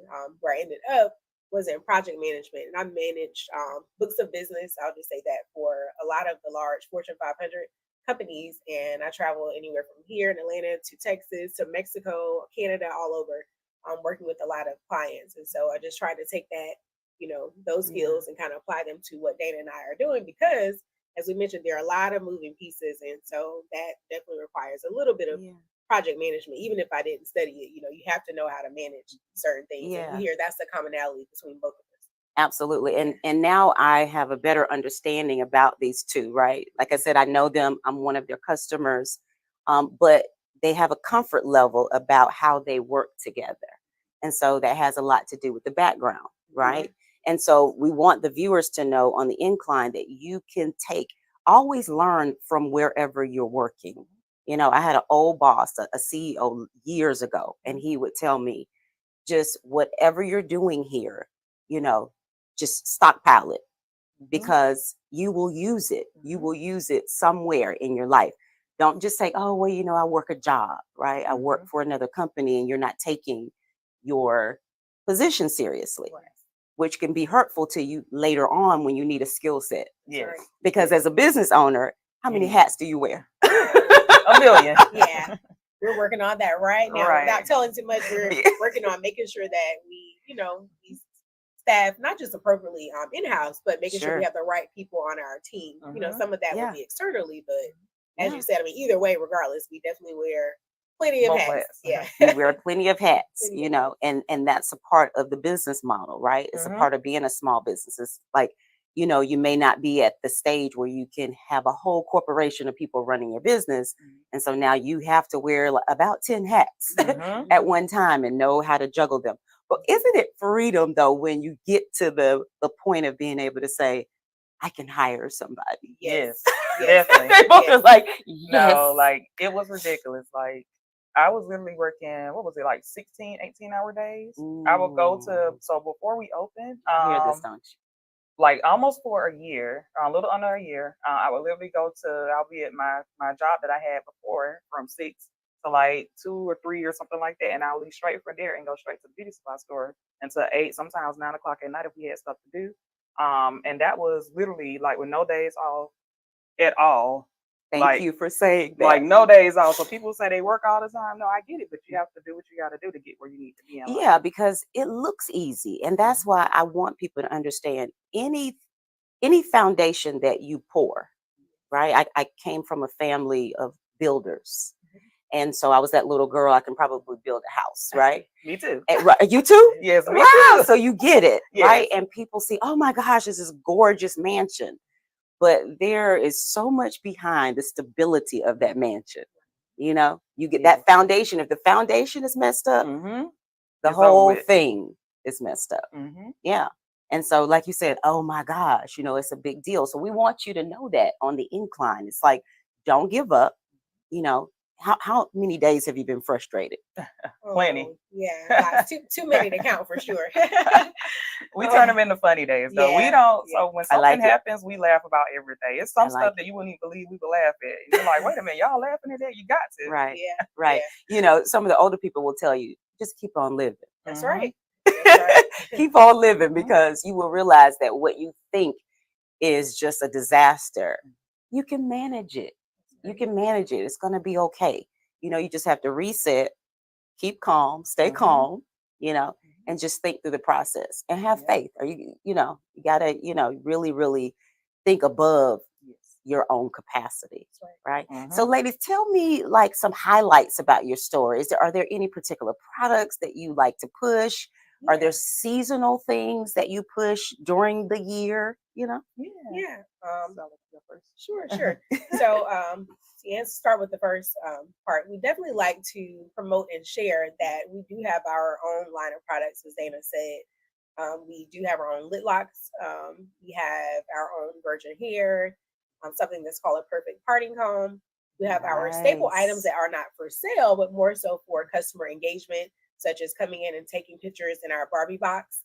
That's a How cool feature. cute. Yeah. Is this at the Mapleton It's store? at the Mapleton store. Okay, cool. Yeah, yeah. And then we do have seasonal items. We have gift boxes, pretty much year round, but we kind of amp it up during the holiday seasons to offer, we are resellers too, of course. Mhm. And so the big box people offer, additional products. And so just stay tuned because we like to feature a lot of those on our pages, whether it be social media or on our website, zoetbeautysupply.com. Hard working sisters. Yeah. Yes. And on top of that, some of the other things I want to highlight too is that we do work with local people as well who have their own products. We have Right. quite a few people who they started at our store and now they're in 5 or 6 other beauty supply stores that we help them get into. Just because we showed them what to say to us. Like, don't just come up to us and say, hey, I like buy that. my products. Like, nobody's just going to buy your products. So if you're nobody's being asking for it. mentors to the Yeah. people that you would potentially collaborate with. Mhm. Yes. Yes. That is so key. Like, it is super important. I'm such a community service person. Like, I'm always thinking about the bigger picture for the community. And I think as business owners, you have to think that way, Mhm. right? You can't say, well, hand closed. Right. When they walk in and you know that they're a bit disheveled, they're probably nervous too, Mhm. stumbling and not sure what to do. And then a Dana says, come here and let's have a conversation Right. about your Yeah. presentation. Presentation, the products, how it looks. Like, you always want to make sure that your product look like it can go in Target any given day. Yes, Like, don't come with no handwritten products. Mm. But that gives a personal touch to it. I get it, but No, yes. but you're right though, Yeah. because your projection should be far. It Mhm. shouldn't be just right in front of you, right? Yes. I mean, because the goal is to win in business, That's right. right? And winning in business is not about just your family supporting you. I think people get there's a misunderstanding Yes. that you start a business and if my family supports me, my business model will be successful. Right. Don't depend on family and friends. You want your target customer to support your business. Now, if your target customer is your family and friends, great. But you want to get people outside of your family and friends. Family and friends is a hobby. If you can Absolutely. get customers outside of that, then that's key. You test on your family and friends. Yeah, right? you can test. You can You test. test the model on your family and friends because they're going to love you through, the good and the bad. Mhm. They are going to support you. You can stumble and fall. When you're out here with real customers, Mhm. there can be a challenge if you're not top notch because you're going to bump into customers who expect certain types of quality, Mhm. certain types of service, Mhm. right? Mhm. So what's for the future for Zoet Beauty? Like, I know you have 2 locations right now, but I just feel the energy in the air with these 2. Yeah, well, that's still in the works. There's no definite answer. However, Dan and I do aspire to continue to grow and expand and scale the business. So it is a possibility that we may, look at other locations or other opportunities to expand, later on. What would you say, Dana? I would say the same. You Yeah. never know what we're up to. Put it like that. I like that. So if you had anything inspiring or aspirational to say to a young girl or guys that are looking to get into this industry or just looking to open a business, and they're just not sure. They're sitting looking at this on their phone or, on their device. What encouragement can you give them? Sure. So the number one thing I would say is I tell everybody, work on your business that you want every single day. I don't care if you watch a 30-second TikTok. Check off doing something that you're going towards I agree. every single day. That gets you in the habit of being able to work every single day in your business. Sometimes we don't get days off. I don't think it's been a day since we started that I haven't either watched something dealing with the business or did something towards or even spent 3 or 4 hours doing something or all day. So do something. There's a every single day. misunderstanding. Oh, well, if I don't work for another company where I'm a W-2, when I get my own thing, it's going to be easier. It's like, no, you will be working. You have to work like you work for somebody. Harder in most cases. Yes. Say it again, Sharp. Especially in the beginning. Yeah.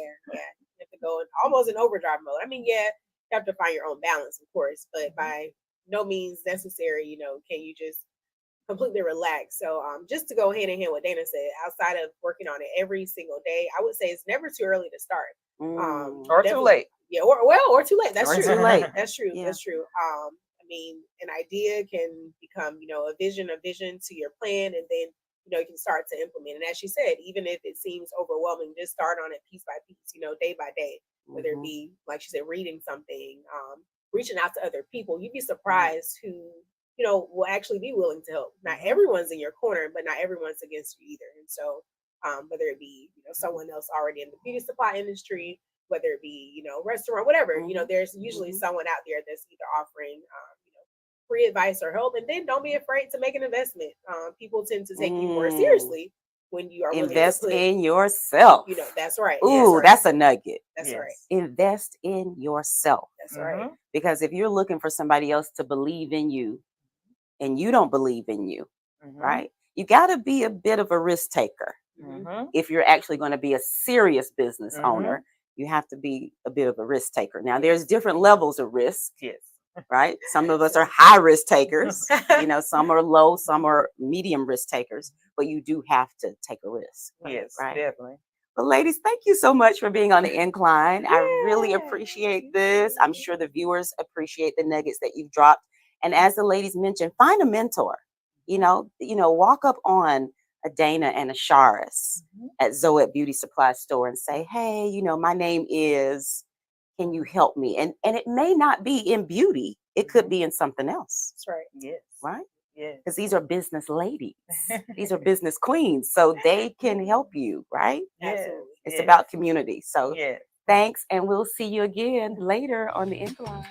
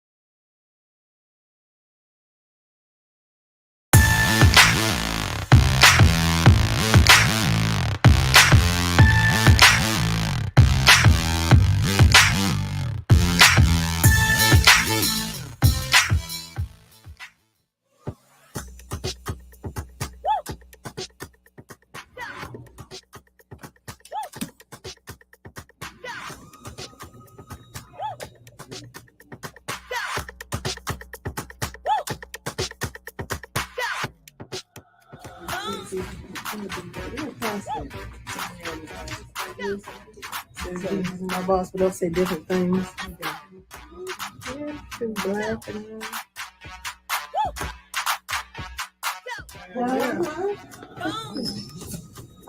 Welcome, ladies.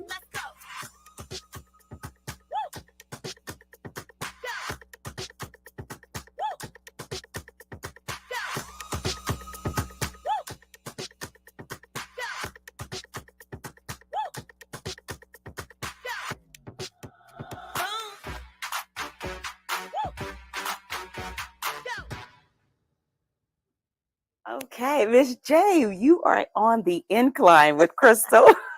Thank you. I'm excited to have you on the show. Jay's Gift Shop. This is Jay at Jay's Gift Shop. She is in the new Black Wall Street Market in Stonecrest, Georgia. And I am also one of her customers. Yes, right? you are. I You am. are. I've shopped here a couple of times for myself and my mother as well. So really excited about interviewing you today. Jay, tell the viewers on the Incline about the backstory about Jay's Gift Shop. Like, how did you come to this store? Okay. Well, I am from a bloodline, a family line of entrepreneurs. Okay. And I've always wanted to do something a little differently. So my children are now gone, and we were empty nesters, and I think I couldn't settle down. So I came and found a new baby for us, my husband and I. And so one of the things that I've always liked is I love people, and I like cute things and people. Don't we? So the opportunities that people started talking about what was happening here at the New Black Wall Street. One of the motivators was actually be a part of the movement, to have an opportunity to be a part of something fresh and new, something that was making history. Right. So that was one of the biggest draws. And then the second thing out of that was, again, loving people and loving things. I started thinking about, I've been in women's ministry for years. So I started thinking about things and how to service women. So I know that a lot of us like to have something unique and different that we don't see on everybody else. Absolutely. So that's where it came from, that I wanted to be a part of or service the community with items and things that they don't see everywhere. That's what I enjoy about your store. There's an attractiveness here at Jay's store when you walk past, right? That gives you a feeling that she's speaking to you. Thank you. So that's an art. That's not an easy thing to do. So where did you get the motivation to be able to do that? Were you always into fashion? Well, it's personal, really, because I like different things. I don't like things that everybody else likes and whatever. So I think that was another driver, was for me able to find things that were really cute, the people that you wouldn't see everywhere. And so that was part of the motivation. So when I started the concept, it was simply to find unique personal items, things that would, bring joy to people. And I'm going to tell you, Crystal, one of my greatest joys is when people come back and say, my mom, my sister, my girlfriend, my fiance loved it. Mm-hmm. And that just motivates me to dig harder, to try to find things that bring people joy. Right. Jay, on the Incline, I love to really talk to business owners and community entrepreneurs about what people don't see. Okay. Yeah. Because I think, when we see a person in business, it's beautiful and it's exciting because you see what's on the front side. Mm-hmm. But the goal is to motivate people to understand that there's a lot of work that goes into it. So I know you're probably having to deal with lots of different vendors or manufacturers. Mm-hmm. What are some of the top 3 things that you can share with anyone who's looking to go into the apparel business or wants a boutique and they don't really know where to start? Yeah. My first thing is to have a plan. You must have a plan, because there's so many things that will get you distracted, will pull you off your course, have you where you'll be spinning around in circles, chasing your tails. So the first thing to do is have a plan. Take the time, write the vision down, make it plain on what you want to do and where you want to go. That's the first thing I say, is have a plan. Secondly, I think is so paramount and so important is that you do something that you enjoy. Yes. Something you enjoy, not something because they say the hottest thing or the most profitable thing is, but something that you enjoy. So that would be my second thing. And then finally, my last one would be is execution, determination. Execution and determination. One of my pet peeves is people always talking about stuff, talking, and never see it in fruition, never see it activated. So that's one of my pet peeves. So I tell people all the time, from my children, friends, and let's make it happen. Just do it. Yes. Not trying to steal from Nike, but just do it. So, those are my 3 things, that I would tell anybody, is just take that time, plan.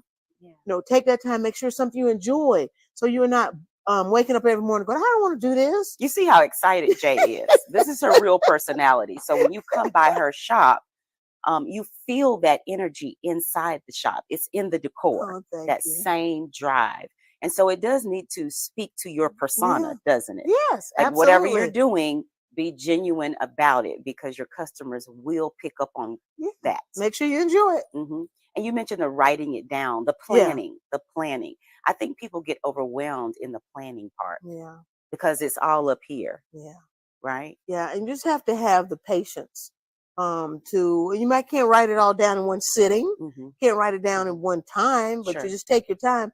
And, I'm a big believer in God. And as he gives it to you, write it down. Keep going. Write it down. He'll give you more. Line upon line, precept upon precept, he'll give you more. And you just write it down. But you cannot skip it. That's a step that you can't skip. Right. It's like you walk past the shop, right? Jay's Gift Shop. And it looks easy, doesn't it? Yes. But it isn't. It isn't. It looks easy. It isn't at all, because as you were talking about earlier about the parts you don't see, I can pick out something that I think is just going to be the best, and it isn't. Right? It isn't. And then something else that I half-heartedly think about, and that's what the customers love. So again, you just have to make sure that you're flexible, make sure that you're in tune to what you really your goals are and what you want to accomplish. Right. What are some of the hard knocks that you would share? You know. I think the biggest hard knock is being able to make sure that you're taking care of the things you don't see as well. You know, your accounting. Yes. your- Don't we talk about that on the incline? Okay, Right. your The accounting, the accounting. taxes. Yes, the taxes, all of that. So Yeah. I think that's The the hard knock. paperwork. Yeah, the paperwork. It's 'Cause the you just- paperwork, yeah. the inventory, the accountability Exactly. to all of this. Yes. Right. And those are must do's as well. I So have there's so not- many people that I talk to along my journey as a business owner and just, just a community advocate. And they're like, oh, well, I don't really want to do that part. Right. Yeah. And so because they don't want to do that part, they're not doing that Yes. part. Like you the know- part is not getting done Exactly. because they're stressed about it. Yeah.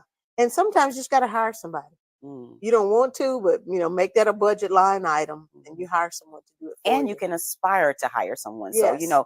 everybody might not be at the position to hire right off, but that is the stretching part for yourself. Exactly. Is that you need to know the basics Yes. of what it is. Like Exactly. keeping up with your finances. You might not be able to hire an accountant right away, Right. but you need an Excel spreadsheet. Exactly. You need to, plug in those numbers. Absolutely. You need to keep up with your receipts. Some people may say keeping up with receipts is a little antiquated, but if that is where you are, That's right. it's the best teacher, right? You got to The do what you have to do to foundation. make it work. And then my other thing is, may see those gross sales and think, but it's practical. You got to take your time and see what your inventory costs you, what your overhead is, period. Not just your inventory, your rent and everything else. And then you got to look at that bottom line. You can't get so excited with that top About number. the top number. Yes, that top number Right. will excite you, Right. but there's right. more to it. Right. Because I think people believe that the success is in the top number. Yes. No. And it's like, see how much of your overhead has to come out of that Exactly. top number. And then you see that, That bottom becomes your line. reality. Yes, yes. And it becomes a motivator as well. It does. Yeah, It does. because Talk more about that part. Well, again, in making that plan, you set the goals that I want to make X amount of dollars in X amount of time. So if you see you're getting close to that, it's a motivator because you're like, I'm almost there. So I'm going to work a little harder. I'm going to do more planning to make sure I'm choosing the right items that the customer would want. And Jay, what do you do when you believe an item is like the perfect item and it doesn't do so well? yeah, Like, what's the process with that? Because that's a little Yeah. deflating, right? Yeah, it is.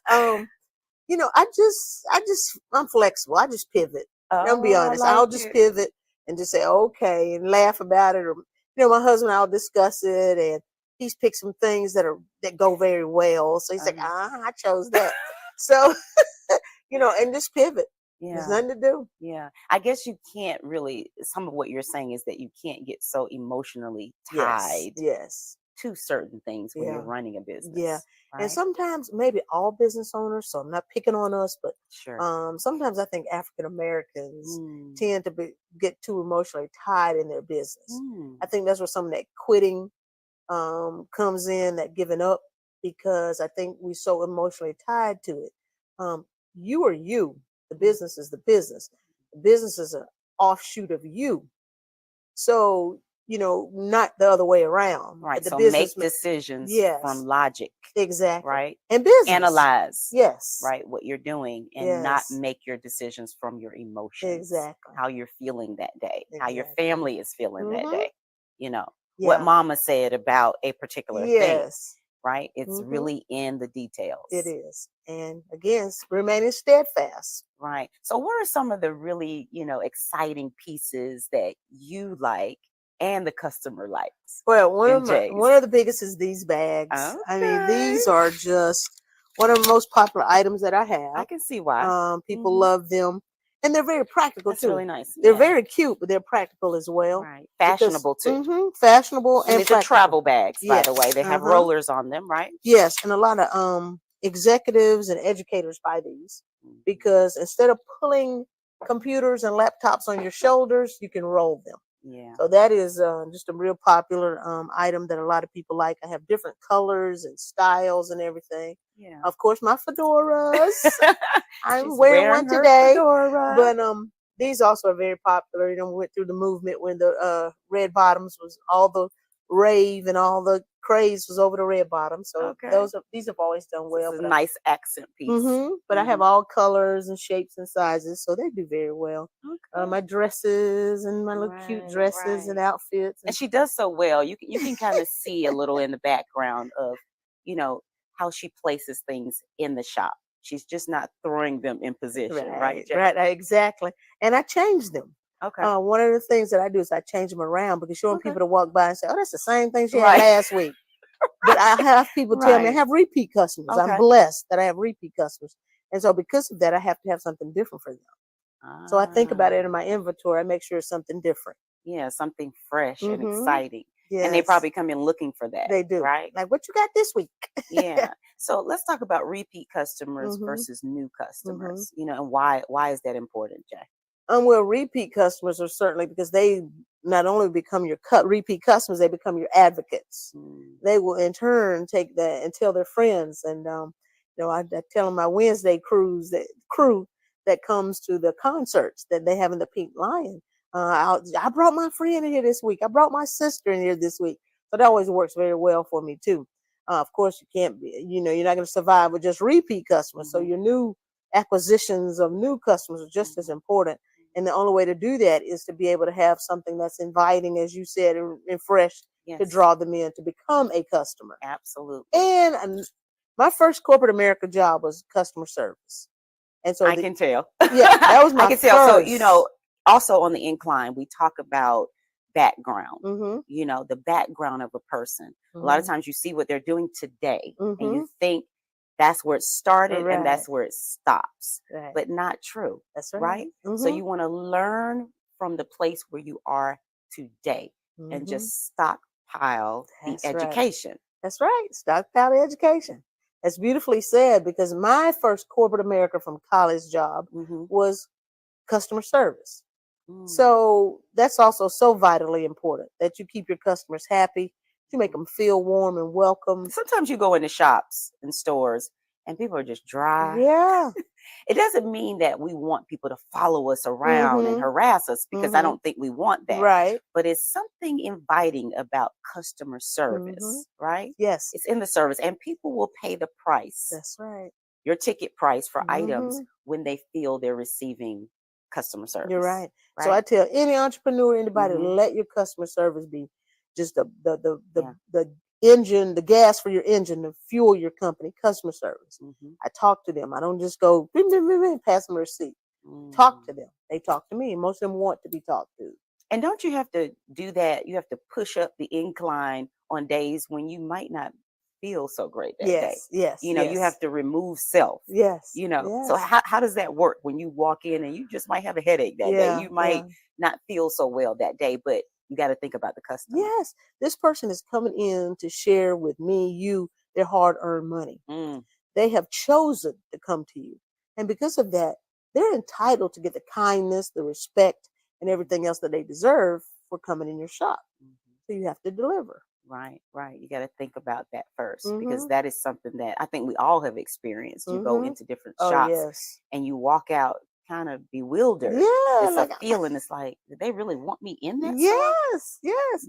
Especially this economy right now, people trying to spend money with you. The least you can do is make them welcome and, you know, feel good about their purchases. And when you have a brick and mortar shop, you have online competition, right? Yes. So I mean, we live in a global economy. Yes. So you really can't afford to not give it your best. Exactly. Because oftentimes online price points may be a little lower because they don't have the overhead that you have. So because of that, their price points may be lower. So what's going to make the difference in you and them? The experience. Yes. It's in the experience. That's right. You know, we pay for experiences, don't we? You know, and we pay for Jay's quality customer service and the way she makes you feel when you walk into her shop. So this is really cool. Jay, thank you so much. I really appreciate you being on the Incline and just sharing some motivation from Jay's Gift Shop. Make sure you come by, check Jay out at the New Black Wall Street Market in Stonecrest, Georgia. I'll see you the next time on the Incline. Thank you, thank you, thank you. You're so welcome.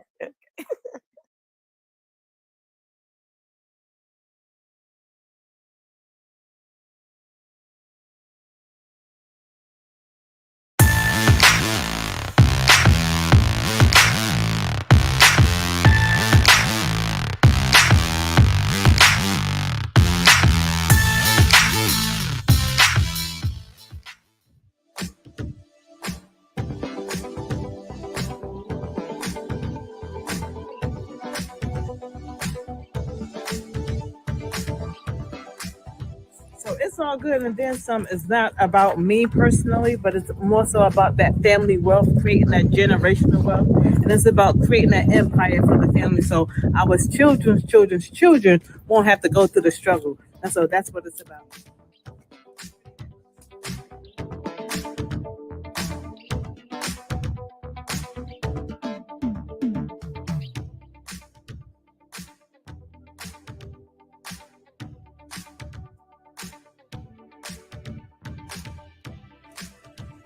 Place it in there.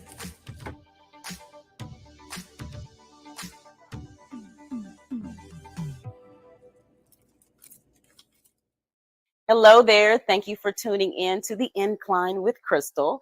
I am here at the New Black Wall Street Market interviewing It's All Good and Then Some, Miss Sunshine, the owner of the shop. And I'm going to let Sunshine tell you what It's All Good is all about. So it's all good and then some is exactly what the name says. It's all good and then some. Give you just a little background about how the name came about. Is because God gave me the name. And he was ministering to me because I was praying. I pray about everything. And so I was praying to him about what it is that I need to do as I'm moving forward. Because I was working at the church and I was working at the church for 9 years. And I knew that my time there would be coming to an end. I just didn't know exactly when. But he told me. And so I was like, Lord, so many things is happening in life. And sometimes my perspective gets thrown off, and I allow things to kind of move me off of the things of him. And so he said, well, the name of your company as a reminder is going to be called It's All Good. And with me, it'll always be then some. I said, it's all good and then some. I said, but I said, He said, no matter what you're going through, because it could always be worse, it's all good. Just always tell yourself it's all good.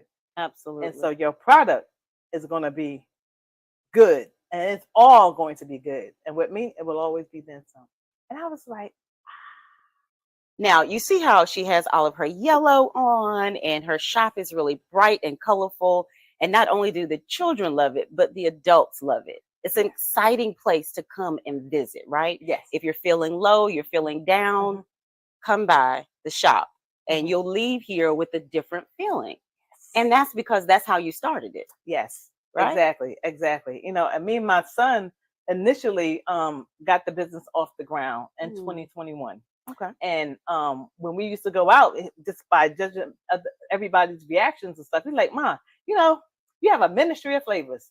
And ministry of flavors. Deem this a cup of joy. I said, you know what, son, royalty, his name is royalty. I said, I think you're right. So every time they come by and they leave, they experience joy and they leave with a cup of joy. So talk to the viewers, for those who've never, experienced It's All Good and Then Some.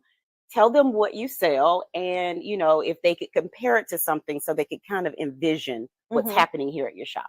Okay, well, actually, so we call it the dream cream. Some people compare it to a New York style Italian ice or a Philadelphia water ice, or else you can compare it to like a sorbet, a sherbet, or a gelato. It's delicious. One of the things, yes, very delicious. Look, they said don't get half your own supply. Girl, right. Ooh, it's a fight. Right. But one of the things I like to tell customers is that, gelatos and sherbet, some of them do have dairy in it, have milk products in it. And so if they don't want any milk product and something that's vegan friendly, come over here and check out It's All Good and Then Some, because we have fresh fruit. It's all natural. It's made with water, 15 grams of sugar per 2.5 gallon bucket. We're talking 2.5 gallons, not a quart. and it's run through what we call a batch freezer. And the batch freezer is what freezes it, and therefore there's no ice present to melt down and take away from the actual flavor of the dessert. So if you have bloating issues or lactose issues, which a lot of people have Yes. challenges when they drink or Yes. eat foods Mhm. that have milk in them. Yes. So you're saying no milk no milk at all, and minimal sugar. and minimal sugar, less sugar than a Very ginger ale good. soda. You know, when your stomach hurt, look, you'll grab a ginger ale in a minute. Absolutely. Listen, less sugar than ginger ale. Wonderful. Yeah. So, Sunshine, I know your name is Sunshine. Tell us, really the backstory of that name, because it means something to you. I watch you come into the New Black Wall Street Market. You're bubbly, and I know some days are not that easy, but you have a mission behind that name. I have a mission behind that name. Yes, I do. A part of it, there's so many different avenues to Sunshine, and at least Sunshine Jackson, that's who I am, and I've come from a dark place, and because I come from that dark place, and because God has delivered me and allowed me to shine, that's where the sunshine came about. And so, I've survived a lot, been through a lot, and I don't look like nothing of what I've been through. And so the purpose behind who I am is the God in me always shining out. Right. And so it's about expressing God's love to people, whether it's a smile, whether it's a hug. They tell me, "Oh, girl, you got the hugs of life." I know it's the godly hug, right? Right. Not being too deep or dumb, but it's all about spreading His love and shining and bringing. Some people just need like that smile to just brighten up their day, because you never know what someone's going through. Yeah, it comes from the higher power, higher than yourself, Higher right? than me. Yeah. Higher power, higher than yourself, which is so important because we all go through challenges. Yes. Talk to the viewers about, maybe some of the challenges or just how you had to stay focused at times to even develop this type of business. So when, as I said, that I did resign from my job in 2021, when He told me to resign, because God, don't just go and resign from your job. Make sure that you are hearing from God.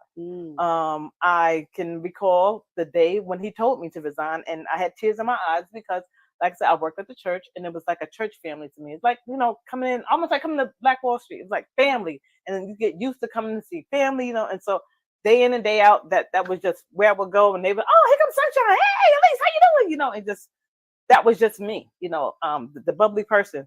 And so the mere thought of leaving from the job was almost depressing for me. And I was laying in my office on my couch, and He said, "Look up. Do you trust me?" I said, "I do." He said, "Look up." And so when I looked up, on my wall, I have, "Let your faith be bigger than your fear." And He then again said, "Do you trust me?" I said, "I do." He said, "So submit in your resignation. And remember, this is family. You can always come back and visit your family. Yes. Don't feel like you step away, that's the end. That is not the end. As long as you're letting me lead you, you're going to always progress and move forward." And so when I did step away, it wasn't magic overnight. There was challenges. Work. There was a lot of work behind stepping away. There was a lot of trusting Him.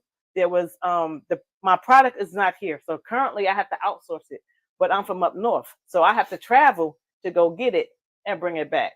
And so that's all the work behind, renting vehicles, getting a driver if I'm too tired to drive, making sure I got the finances as fast as the money comes in, the money is going out just as fast as it comes in. And so I want people to understand that, yes, it's a success. We talk about that on the incline about, overhead costs. Oh my goodness. It's a the reality of net profit versus gross profit. Yes. Yes. Important to understand that, because some people, when they start businesses, right, they are excited about what they make, thinking that you can spend it how spend that money the way that you want to spend it, and it doesn't quite work like that. It doesn't quite work that way, and I'm very transparent.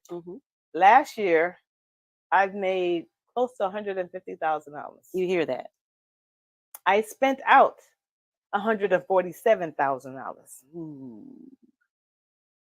Wow, that's it's stabilizing your business. growing your growing the business, business, inventory for yes, your business, always with the staff. yes. Mhm. So all of you have to take into account all those things. Paying, I even have prepaid legal behind the scenes, so you have to think about paying for that. You've got Absolutely. phone services, you Legal, got insurance, I got the accounting. insurance, and yeah, you have to consider all of those things when you think about running a business. And up in the forefront, I didn't think about it, but as I was going through it, I had to begin to take notes. And so one of the things now I'm in the process of doing is what establish what we call the SOPs, the standard operating procedures. So that is something that we're putting She's together dropping now. dimes. I hope you're catching them.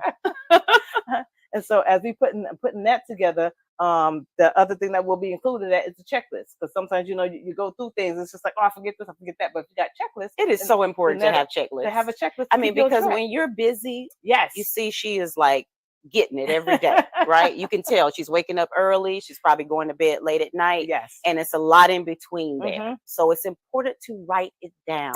Yes.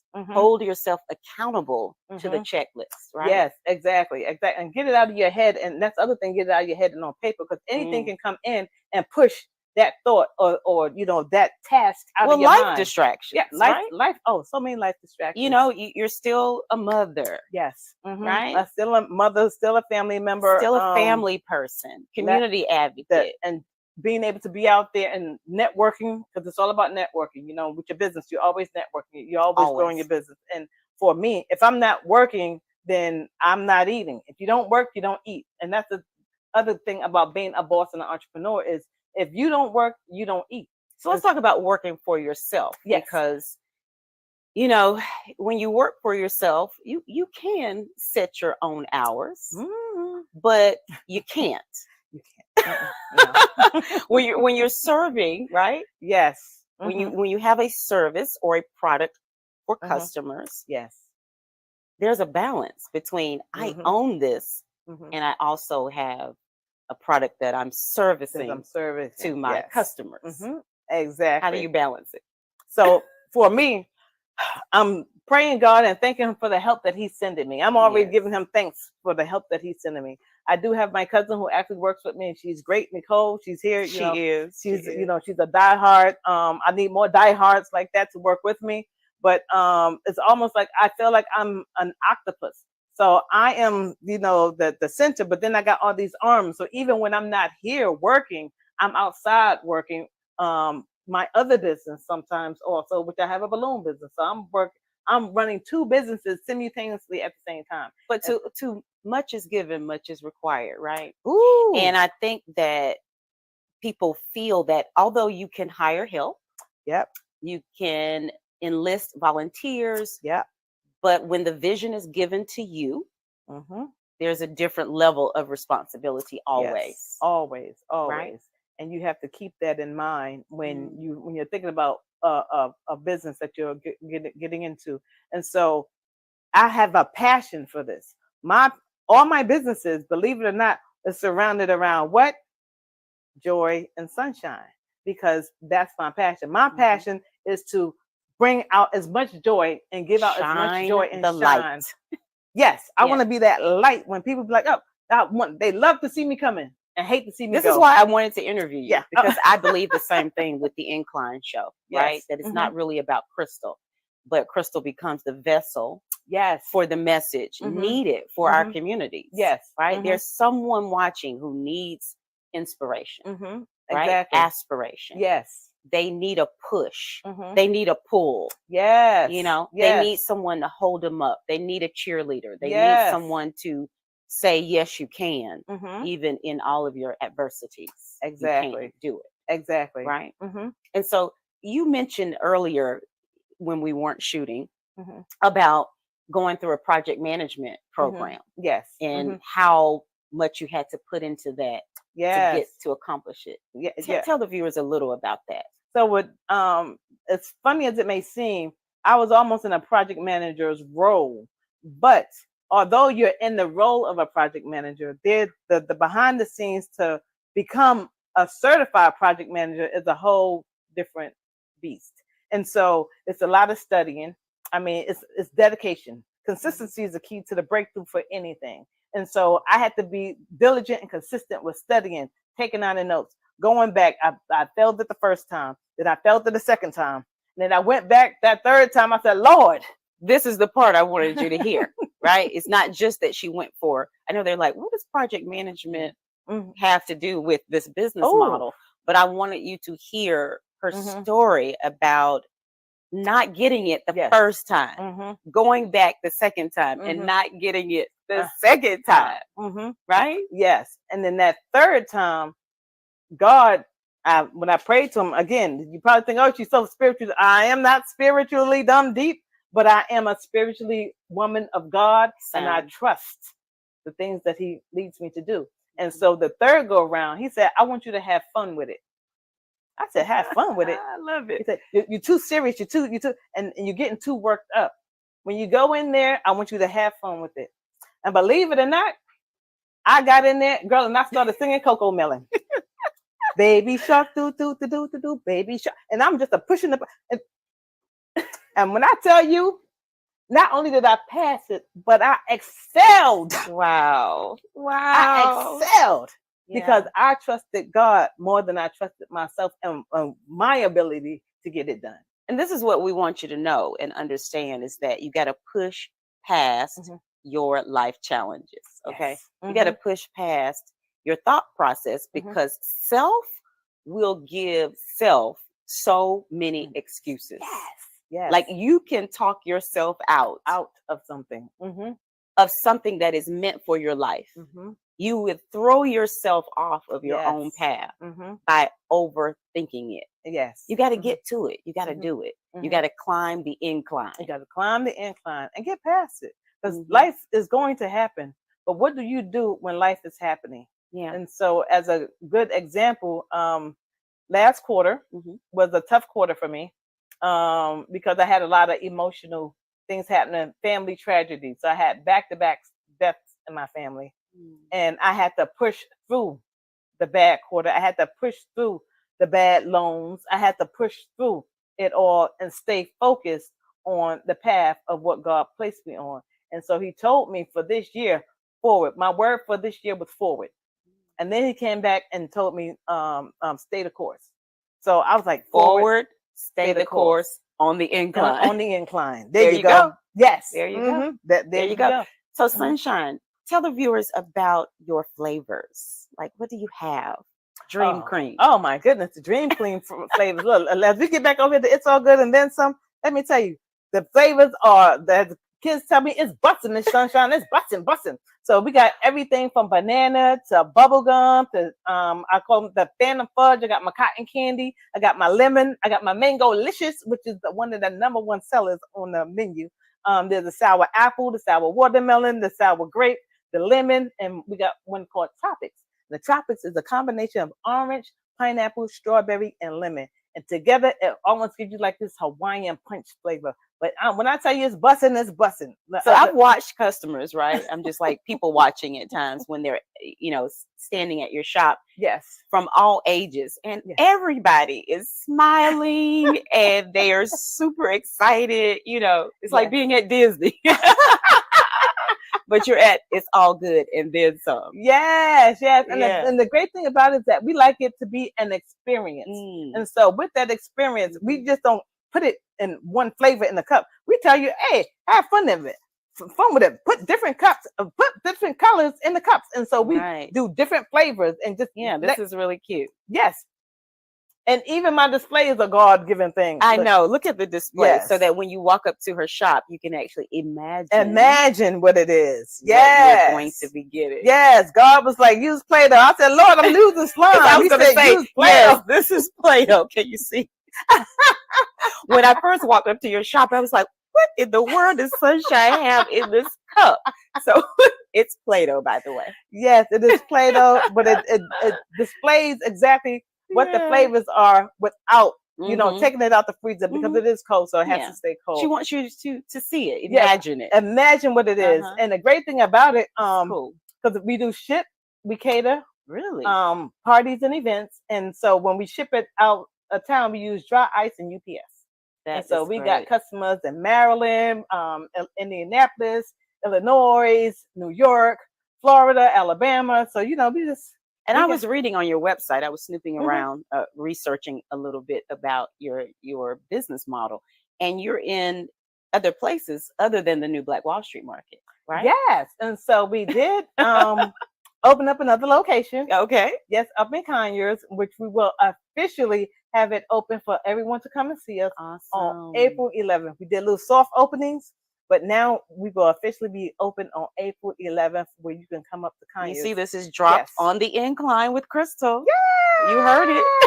yes. That's nice. That's and wonderful. It's just, you know, to let people know that your dreams can come true. And you can expand on them. It's about expansion. Yes. So we went from being in the back of a van to working out of a 10 by 10 tent to working here at Black Wall Street in the back. Then we moved up here to Black Street in the front, and now we're at a storefront in Conyers.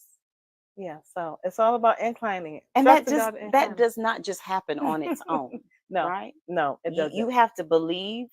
Yes, that's the number what one. God has given you to do. Yes, and work diligently at it. Yes, and you have to work. This is a little nugget. You have to work like you're working for someone else, don't you? Exactly.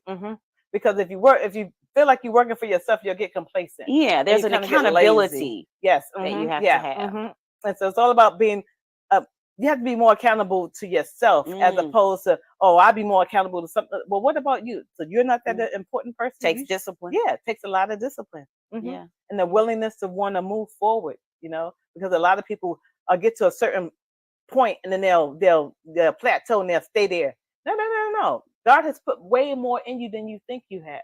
Because for me, I know if you told me way back when I was in New York, back 20 years ago, that I would be doing this and I would be a CEO of 2 businesses. I was going to ask you, do you believe it? Oh, you know, I can believe it now because I'm walking in it. But back then, like, it's interesting because I did not grow up in the church. All right. And so I'm an individual. I don't want people to, she's a church. No, God will even bless the sinner. Like, I can tell you that myself because I was with gasoline strapped to me. I'll tell you, I was terrible. But you know what? God turned me around. Yes, he did. He can save you. Yeah, he will save you. You know, he turned my life around when I allowed him to turn my life around. Yeah. And I think back to when I was just a wretched, because I was wretched, and I'm not going to cover it up and dress it up. I used to say, and this is what I'm getting at, is we got to be careful about the things that we speak and say. So I used to say, before I turn 40, I'm going to have me a house. Whatever. I ain't had no relationship with God, no nothing. The year I was getting ready to turn 40, I closed on my house down here in Georgia. And when I thought back to it, when he reminded me of that, I was like, wow, Lord. He said, I have given you the power. Just opening up doors. Yeah, to speak opening the doors for you. Yeah, I will open the door for you, but you have to speak it. I can't force you to speak. You have to speak it and believe it. And I honestly believe that. And walk by faith, like take the steps. Take the necessary steps to make it happen. And so even with opening up, it's all good and then some, it was all about taking the necessary steps. All right. Do my research as far as like researching the business that he had given me. Okay, so now go online, do your research to find out about how the product will do. Okay, so what is it going to take for you to open up? So all these are the things that you have to write out and do a checklist to check off of all the different steps that you're going to need to run your business. You know you're going to need an EIN number. You know you're going to, first things first is to research the business name to make sure that it's available. Absolutely. Once he gives you that name, and if it's available, a dime she's dropping. Yes, and you do that on the Secretary of State, Georgia Secretary SOS. I call it the SOS help. Yes, Secretary of State's website. Yes, and you go in there and you research the name to make sure the name is available, and then you pay your fee for that because everything comes with fees. So be prepared to pay the different fees for the things that you're going to need and getting your EIN, which is free. And don't let nobody tell you that they have to go and pay for it. You can get your EIN for free. Just go online. Yeah, there's a lot of things that you can do for minimal cost. Yes. You just have to do them yourself. Do them yourself. Now, if you're okay with hiring someone to set up your business structure, there are plenty of business models who will handle that for you. But I'm like Sunshine, I just about did everything myself, On your own. including the accounting. Even the, Right. Even the Before I accounting, was yep. able to hire an accountant, Yes. Mm-hmm. I was doing my own accounting. Yes. Mm-hmm. Right. Yep. I mean, and I think it's important. I think it's important that we do a lot of the foundational work, because you need to value the process so that when you do hire someone to help you, you kind of have an understanding of what they're doing. And that's the key right there. Uh-huh. You know what they're doing. They may not think that you know, but you know. So you're able to go back and look and say, well, this don't look right. Oh, what are you saying? No, this don't look right. Yeah. Hold on, wait a minute. The accountability. Being accountable. Yes. Absolutely. Because, you know, so many people in business these days, you kind of get hurt by people who may not do the best by your business model. Yeah. So you want to make sure, you may not know everything they know, but you want to know some of what they know. Yes. As it pertains to your business. Exactly. And there's really no excuse not to know, because the internet is full of education for any business model. Right? So like Sunshine mentioned, you said I had to research it. Yep. It was all right? about I need to researching. research this industry. Yep. Also, your competition. And my competition. Look, there ain't no competition. Look, I love it. Pop my collar. There's no competition. Once you Yes. have this, once you have the, this is the best. You ain't got to think about I love rest. it. I love it. Well, Sunshine, thank you so much for being on the Incline with Crystal. I hope that by watching, you have been inspired, right, in your business model. It may not be Sunshine's business model, but there's plenty that she said that you can take and climb up the incline. I'll see you the next time. Take care. Bye.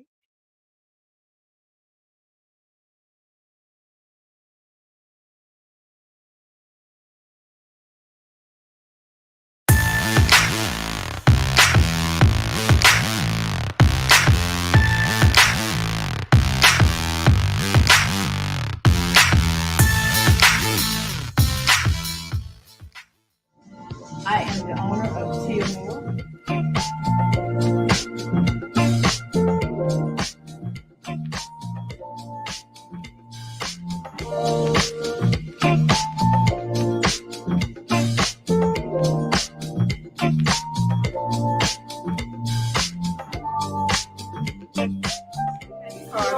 Okay, I've got Apple.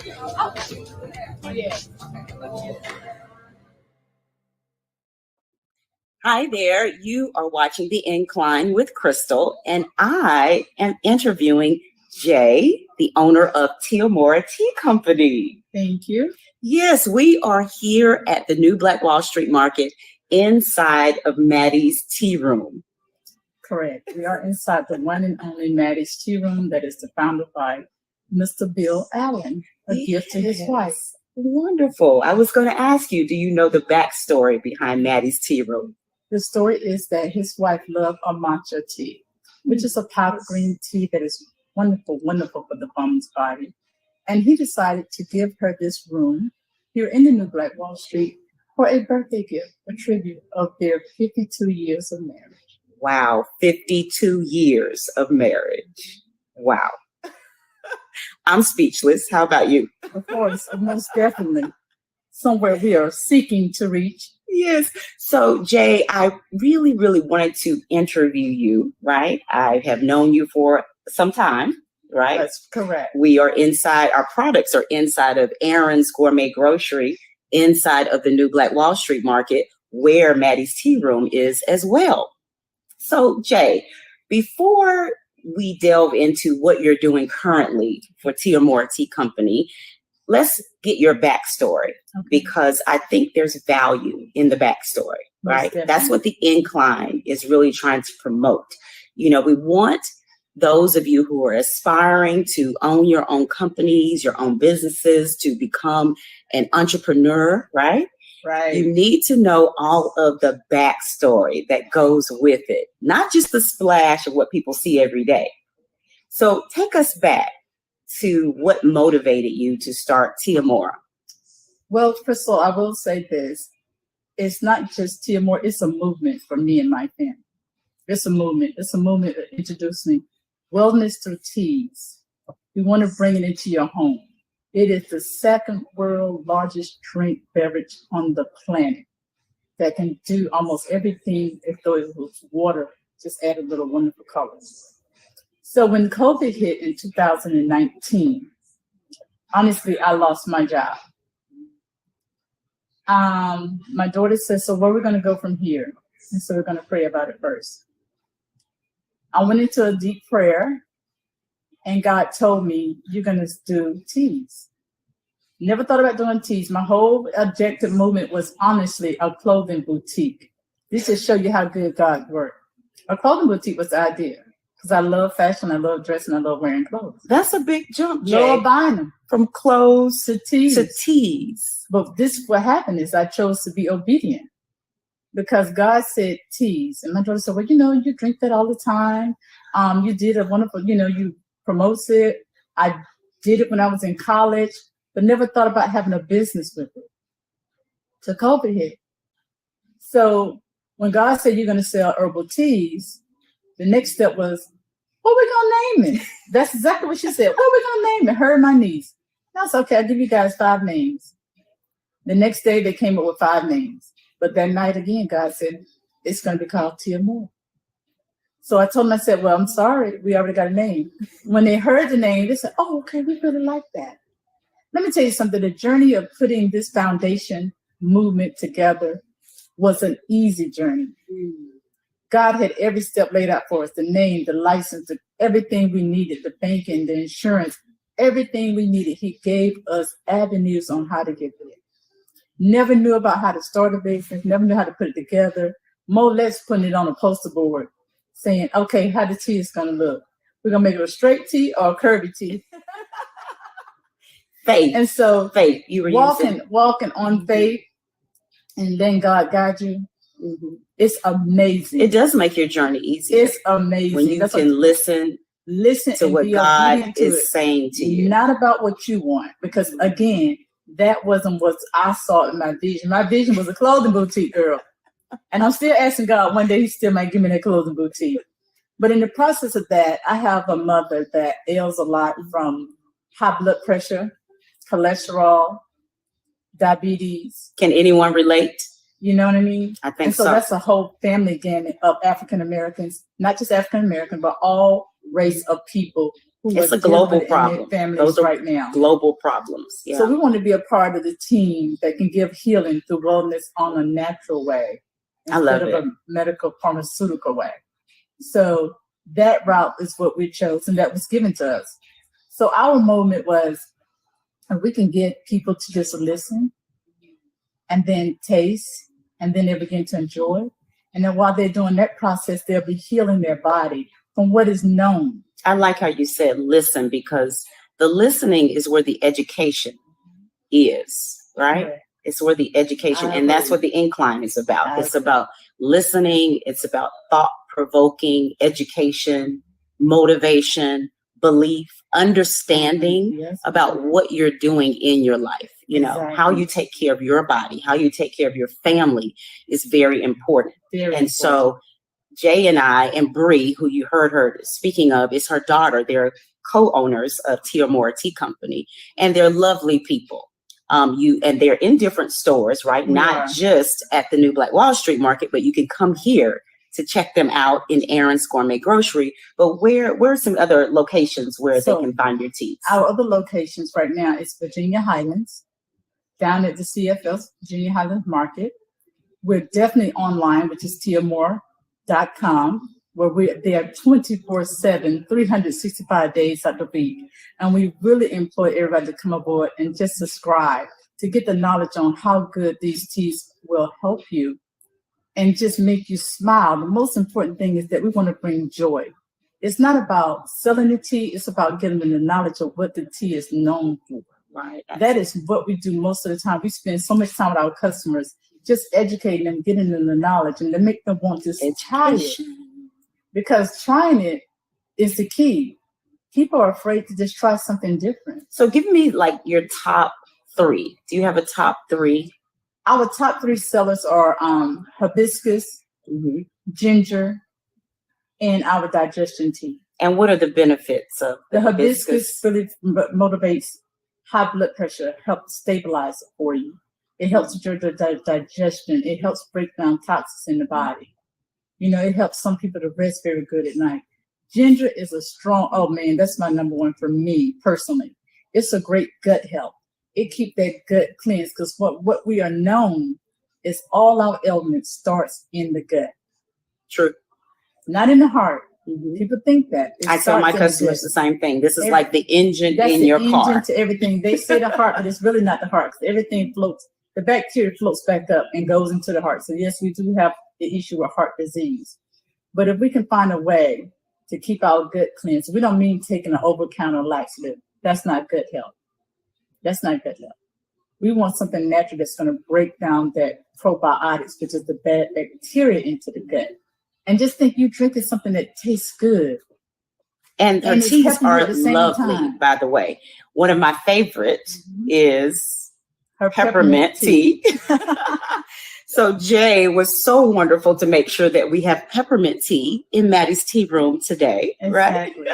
Something else that Bree, her daughter, so when we were talking about doing this interview, I said, oh, you know, I would love to have something adorn my hair, just a beautiful hat.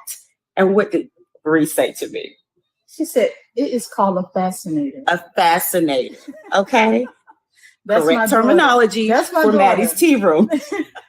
She corrected Crystal and I. Because She I like did. to say, She did. get your hat, baby. She said, no, get your fascinator. Your fascinator. And so Jay is wearing a fascinator. I don't have a fascinator, but I dare not come to Maddie's tea room without at least a beautiful flower, In right? my hair. It's fitting That's for right. Maddie's tea room. It is. And Maddie's tea room is a very elegant room that they have designed for you to come and enjoy the pleasure of drinking your tea and having a little dessert along with it. So we implore you to come out and visit Maddie's tea room. Yes. Take advantage of the teas. Take advantage of the knowledge and the taste. So let's get into this peppermint tea. Yes. All right. So what is tea room etiquette? The tea room etiquette is to make sure each time you go, someone will actually pour for you. That is a blessing of being served. We like Someone to be actually served and pour your tea- pampered. Exactly. Someone would come around and they would pour from the right and not from the left. Okay. And when you go to remove your napkin from the table, you will automatically place it in your lap. Okay. When we finish our wonderful dining, we will place our napkin into the plate so that your servers, will know that you are finished for today. And they will remove that so that you can enjoy more tea and more conversation. So can we pour a little bit Oh, of this most definitely. peppermint tea with honey? Honey is my favorite. I'm going to pour for Crystal today because we decided to give our servers the day off. Yes. Oh, So I'm going to pour from the front. I have now poured Crystal some peppermint tea that is so wonderful for the digestive system and just relaxes you as well. It's one of the most popular teas because every time I meet a customer, they say, do you have any peppermint tea? It's one of my favorites. And so Crystal is about to add her honey. I You am. just dip. Just a little Drop it on honey, top. a little drizzle of honey. And you have an option, honey, agave, or like a lot of other people to add lemon to their honey in their tea. Now, I like to drink my tea straight. That's how I like to drink my tea. Because, I'm classified as a tea connoisseur, so I want to get all the additives, all the benefits from it. I like a little sweet tea myself. A little chaser. Right. That's what I call them, without a little chaser. Without a But little when I'm chaser. with the girls, sometimes I add a little chaser just because conversation. And I like my tea warm. I don't like my tea super hot. That's one thing I share with customers and clients, that it's best to do this warm tea instead of hot tea, because hot water tends to burn the leaves of your tea. You don't get the full effect. So it puts the tea in a state of shock, so to speak. So that's why we say warm tea. That's really good advice. Especially when you're dealing with loose leaf tea. But bag tea is a little bit different. So for us, we have an option. You can have it loose or you can have it in a bag. Okay, very good. So Jay, let's delve into the business side of Amour Tea Company. Yes. we know there are background business foundational things that you have to do to stabilize your business, like cottage license, for instance. Can you explain to our Incline viewers, what is a cottage license and why do you need one with Amour Tea Company?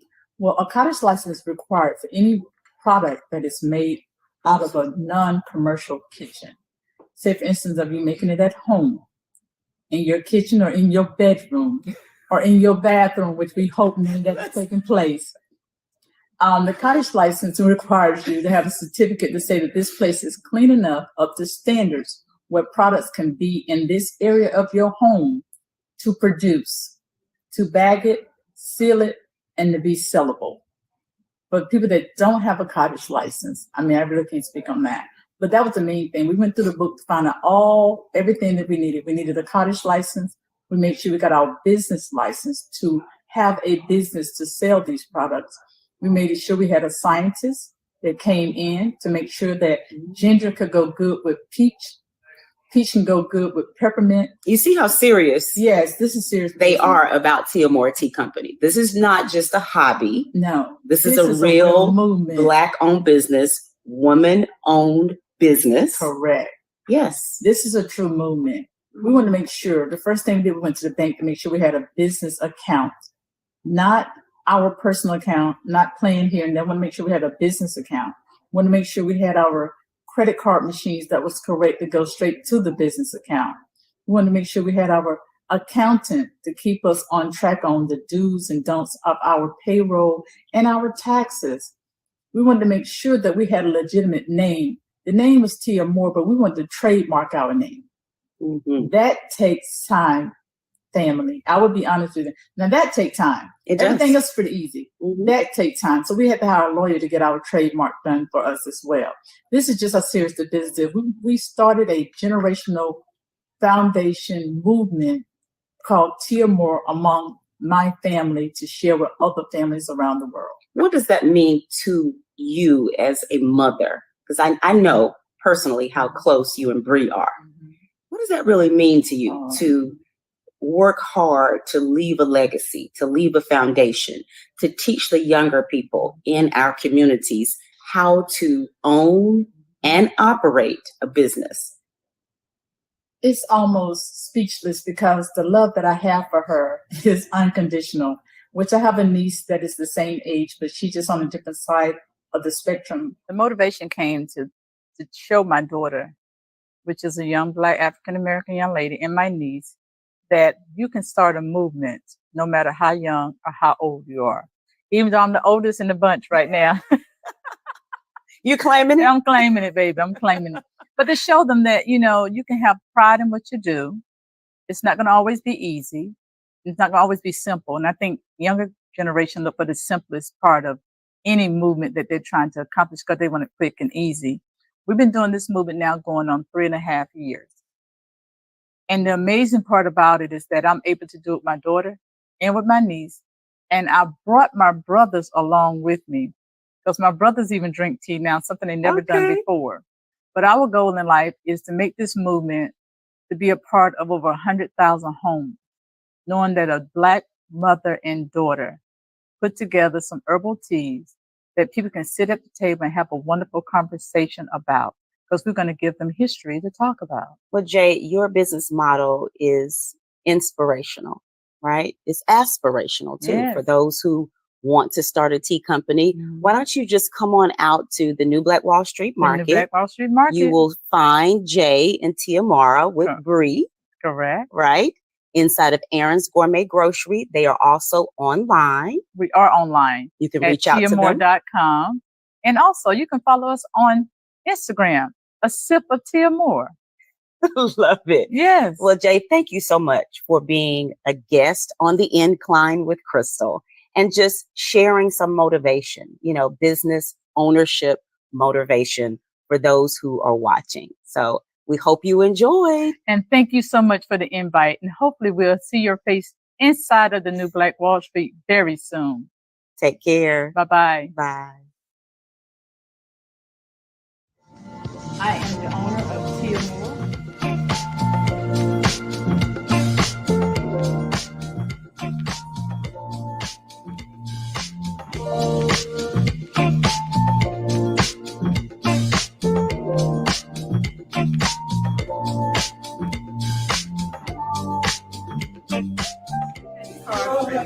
I've got apple.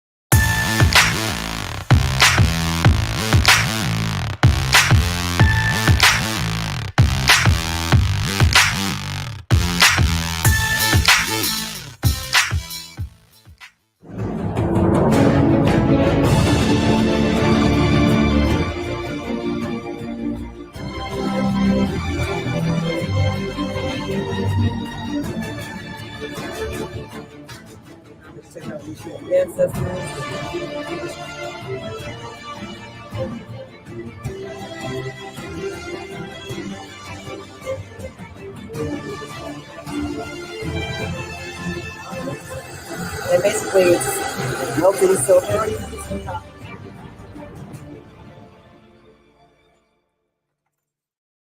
Welcome back. You're watching The Incline with Crystal, and I am here with a good friend of mine, Janine, with the St. Louis collection at the New Black Wall Street Market. Right, That's right. Janine? Yes, how you doing? I'm excited to be here interviewing you Me too. for a few reasons, because I find it very interesting. You know, you are a jewelry artisan, would you say? Yeah, metalsmith. Metalsmith, Yes, for yes. correction, right? Metalsmith. So explain to the viewers for the Incline, what is a metalsmith? Well, a metalsmith is somebody that works with metals, basically. You have a silversmith, a blacksmith. Because I work with multiple different metals, I just say metalsmith. Basically, I work with sterling silver, brass, copper, and bronze. I am able to work with gold. So yes. So are you just in the jewelry space or anything metal? Jewelry space for now. Okay, for Yes, now. for now. For now. So how did you get started? I got started, actually, my background is in beading. So I'm known for my beadwork in Boston. Okay. And until 2013, I started to teach myself how to do metalsmithing. I did take 3 classes to understand the torch and heat control, and the fundamentals, basically. And then it just took off from there. But I really did it to create a narrative in jewelry making that was about Black culture. So I do like to storytell and create themes around our culture. I noticed that too with your customers. I think we were talking just recently, and I think that's your motivation, right? yes. Is the storytelling part for Oh, your customers. Tell the viewers about a recent story that you shared with me. You don't have to mention anybody's name for privacy reasons, but there was a gentleman who his wife brought in a ring that Yes. was sentimental to his family. Oh, Can you talk yes. about that story? Yes, so sometimes I do, custom work. I rarely do repairs, but this woman came in and she was very persistent and really wanted me to try. And I believe the ring she had was platinum. I don't work with platinum, and I never worked with diamonds, and it had diamonds in it. She wasn't sure if they were real diamonds. I'm like, I think these are real So diamonds. you were like, oh God. Yes, but she really believed in me and my skill. And I told her I'd do some research first to see, if it's okay to put the ring under the torch and this sort of thing, and what would happen to the stones if I did. And diamonds can take heat. So I'm like, okay. But again, I wasn't 100% First sure. time ever. First time ever. And it was a piece of metal missing. So he couldn't wear it. And it was his grandfather's ring that he got when he passed away. And it's been 5 years since he's been able to not wear it. So I was able to fix it, repaired it, get it like brand new. And then I let her know that it was done. She said, okay, we're going to come in, but he's not going to know. And so she comes in the mall. She said, he's in the mall somewhere. I told him to come here. So cool. Yes. And he comes in, and then I played it off and said, listen, I said, would you mind if I measured your finger, if you could try this ring on? Because I forgot to, I just want to see what it looks like on you, because you look like the same. Sure. So he said, sure. So I put it on his hand, and he looked at it, and he was shocked to see that it was his grandfather's ring. What an emotional. Oh yeah. Mind you, this man is like 6'6" and big, and just a big man, and he just cried like a baby. So how did you feel about that? I mean, the catalyst for you opening your doors every day and saying, this is a big deal.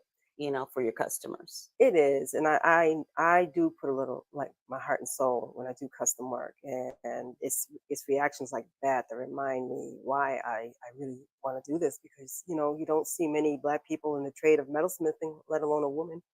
Absolutely.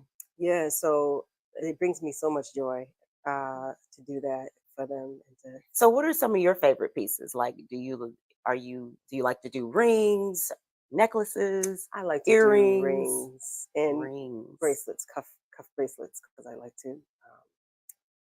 I do them in a certain way. They're kind of really artsy looking. So what's the time put in? So if I said, Janine, I want a nice custom piece, what would be the process? It depends. So it depends. You have some people who tell me they want something. For instance, a woman wanted something for her 7 children that represented legacy and motherhood, and she basically left it for me to figure that out. Wow. So not only do I have to come up with the creative property on the design, but the execution of that too. And so once I am able to develop that, so that can take about a couple months, maybe 3. Wow, that's Yeah. huge. It has to come to me. I can't. It's different than rush. just walking in a store and saying, I want to purchase, Yes. Something from the mall. Yes, because But even if I come up with the idea and present it to her or them, they might want to tweak it a little bit. So I have to go back to the drawing board. So sometimes it can just take some time. That is really neat, Yes. Janine. Yes. I know that you have also shared with me your incline story. This push past, you've had to push past adversities in life. Can you share some of that? Yeah. Because it means something for you to stand here, woman-owned, Black-owned business, Yes. mother, Yes. right? But how did you get here? In New Black Wall Street? Well, as it relates to your story, Yes. So I'm from Boston, and I came to Atlanta for love. You hear this? Came to Atlanta for love. How many people have done that? And I've always been a very culturally prideful, nationalistic person about my culture and my people. Gotcha. And so the person I did fall in love with happened to be Hashim Nzinga, national chairman of the New Black Panther Party. And we relocated me to come down here. And unfortunately, he passed away of cancer 2 years ago. But he always encouraged me to get back into my jewelry because, everything was put aside to basically take care of him. But he told me to make sure you get back to selling your jewelry, making your jewelry and doing what you love. I said, I will. And so through his community efforts and his work, he works closely with New Birth Church, who's also been a part of my success here at New Black Wall Street. And so if it wasn't for the relationship that he had and brotherhood that he had with Jamal Bryant and Quincy Gamble, I would not be here. So I'm fortunate to be here. It's been a beautiful experience being here, and Mr. Allen creating this beautiful opportunity for entrepreneurs. Absolutely. I've learned so much about myself and how I run my business. Positives and negatives. I see room for a lot of improvement. So it's definitely been a beautiful experience overall. How would you say you've actually grown in your skill set here at the at the New Black Wall Street market? Okay, so well, I wouldn't say skill wise because it's repetition. The more you do it, the better you get. Okay. But I will say you would say that as a creative, right? Yeah. Those of us who have no idea how to become a metalsmith, right? Yeah. But I started off from nothing, so everybody can definitely learn it. You just gotta want to be willing to learn and develop the skill. But I would say what I learned most about the store is how to manage inventory because everything is handmade and custom orders, and I don't have the help, so it's hard to find the help in this trade, especially with. Yeah, we've talked about that, right? Yeah, sure. I can probably find anybody, but I don't want anybody in my branding. Back to the things we talk about on the incline in owning a business, starting a business, and all of the background things that go with that, including staff and the right staff, The right? right staff, because you represent me, you represent the brand. And Mm. so it's important for me that whatever the core values of the company is, of the Yeah. business is, you have to also be about that too. Yeah, your customers expect Oh, yeah. consistency That's and right. quality, That's right. right? That's right. Across the board. Oh, yeah. So what is your process of finding, how do you find those people? What do you do? How do you train them? Is there, or do they already need a particular skill? Is that what you're looking for? Well, you know, I actually did start an apprenticeship program, Hmm, okay. and there was a want and a desire for it. The customers coming in that wanted to really learn, Okay. and that's what prompted me to be like, you know, let me give this a shot because I do need help. So the trade off would be you learn to trade for free, and then I would get some inventory. You know, it's a very expensive trade to get into, so I thought it would be an opportunity for both of us. And but this business is not sexy. I So hear it. So this is where Janine works. If you yeah. can see the background, Yes. I came in one day and I said, Janine, I'm going to interview you for the Incline Show. I said, you know, and she was like, yep, this is it. This is it right here. Oh yeah, you get a Yeah. whole bunch of cuts, and there's a lot of fumes you deal with, the chemicals you work with, and it's repetition. It's I call it the wax on, wax off process. You know, Mhm. in the Karate Kid, the gentleman that was the boy that wanted to learn Sure. how to karate because he's being bullied, Mhm. and the master teacher was like, wax Wax on, on. wax off, and that little boy was so resistant to Right. doing that. He didn't want to do that. He just wanted to learn to kick the boys behind. But until the master saw that, you know, he showed discipline, Mhm. consistency, and a willingness to learn, that boy eventually, you know, took pride into that. That's why that you have to have a passion for what you yes. want to do Yeah, in it life in takes, general. it does, Right? right. I mean, it takes, if Yeah. you're not used to doing something, you know, Mhm. you gotta massage your way in it. And Sure. so a lot of this work is very tedious. And so that's Mhm. why I call it the wax on, wax off process. And so some people don't get past the wax Yeah, on, because wax when you off talk process. about the time that it Oh yeah. takes to Yeah. create a custom piece, Oh yeah. I was actually expecting for you to say a couple of weeks Oh or, you no. know, maybe a month. Right. Not when I'm doing a store. Mm, So that's another thing with the store and custom work. It can take much longer. wow. Yeah. If I Wow. was doing like no interruptions in a studio somewhere, you know what I mean, on my own time, that it But you might also be have to focus on the customer service part of right, it. right. Yeah. But trying to navigate through inventory just for the store, and I have to stop to do the orders and then focus on the inventory in the store. So that's been kind of a challenge. Well, we're going to pray that you get consistent help soon. Yes, yes, yes. Maybe someone who's watching the Incline might be interested, Oh right? yeah, Yeah. yes, absolutely. Janine, you have a son, Yes. and I know that's a big motivation for you. I watch you balance delicately being a mother and being a business owner, Yes. you know, and is there something you also want to tell the viewers who are in your same position, right?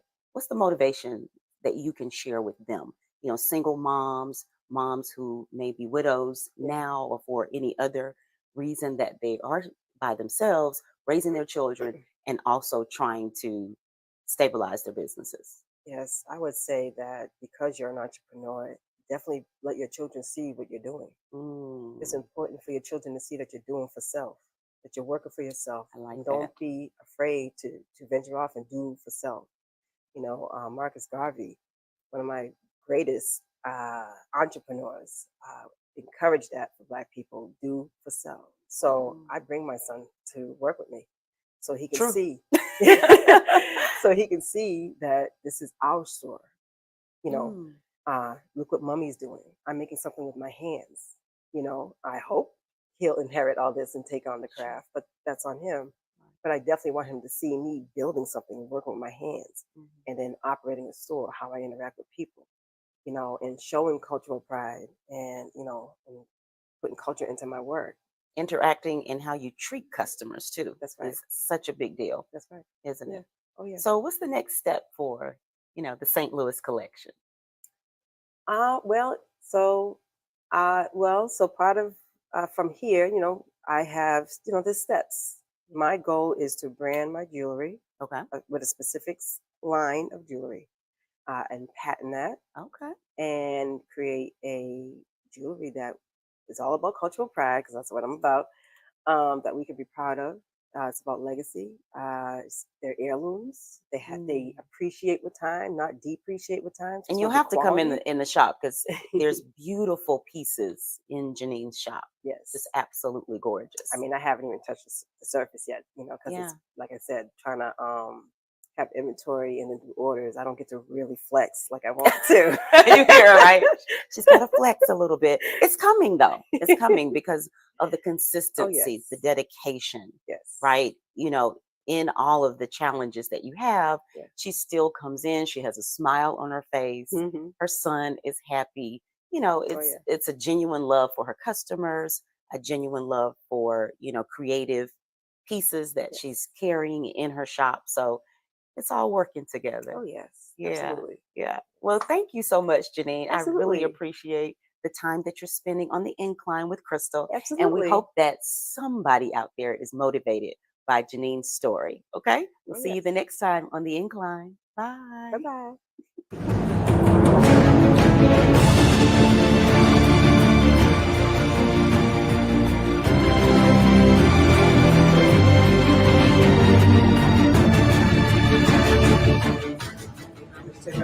Yes, that's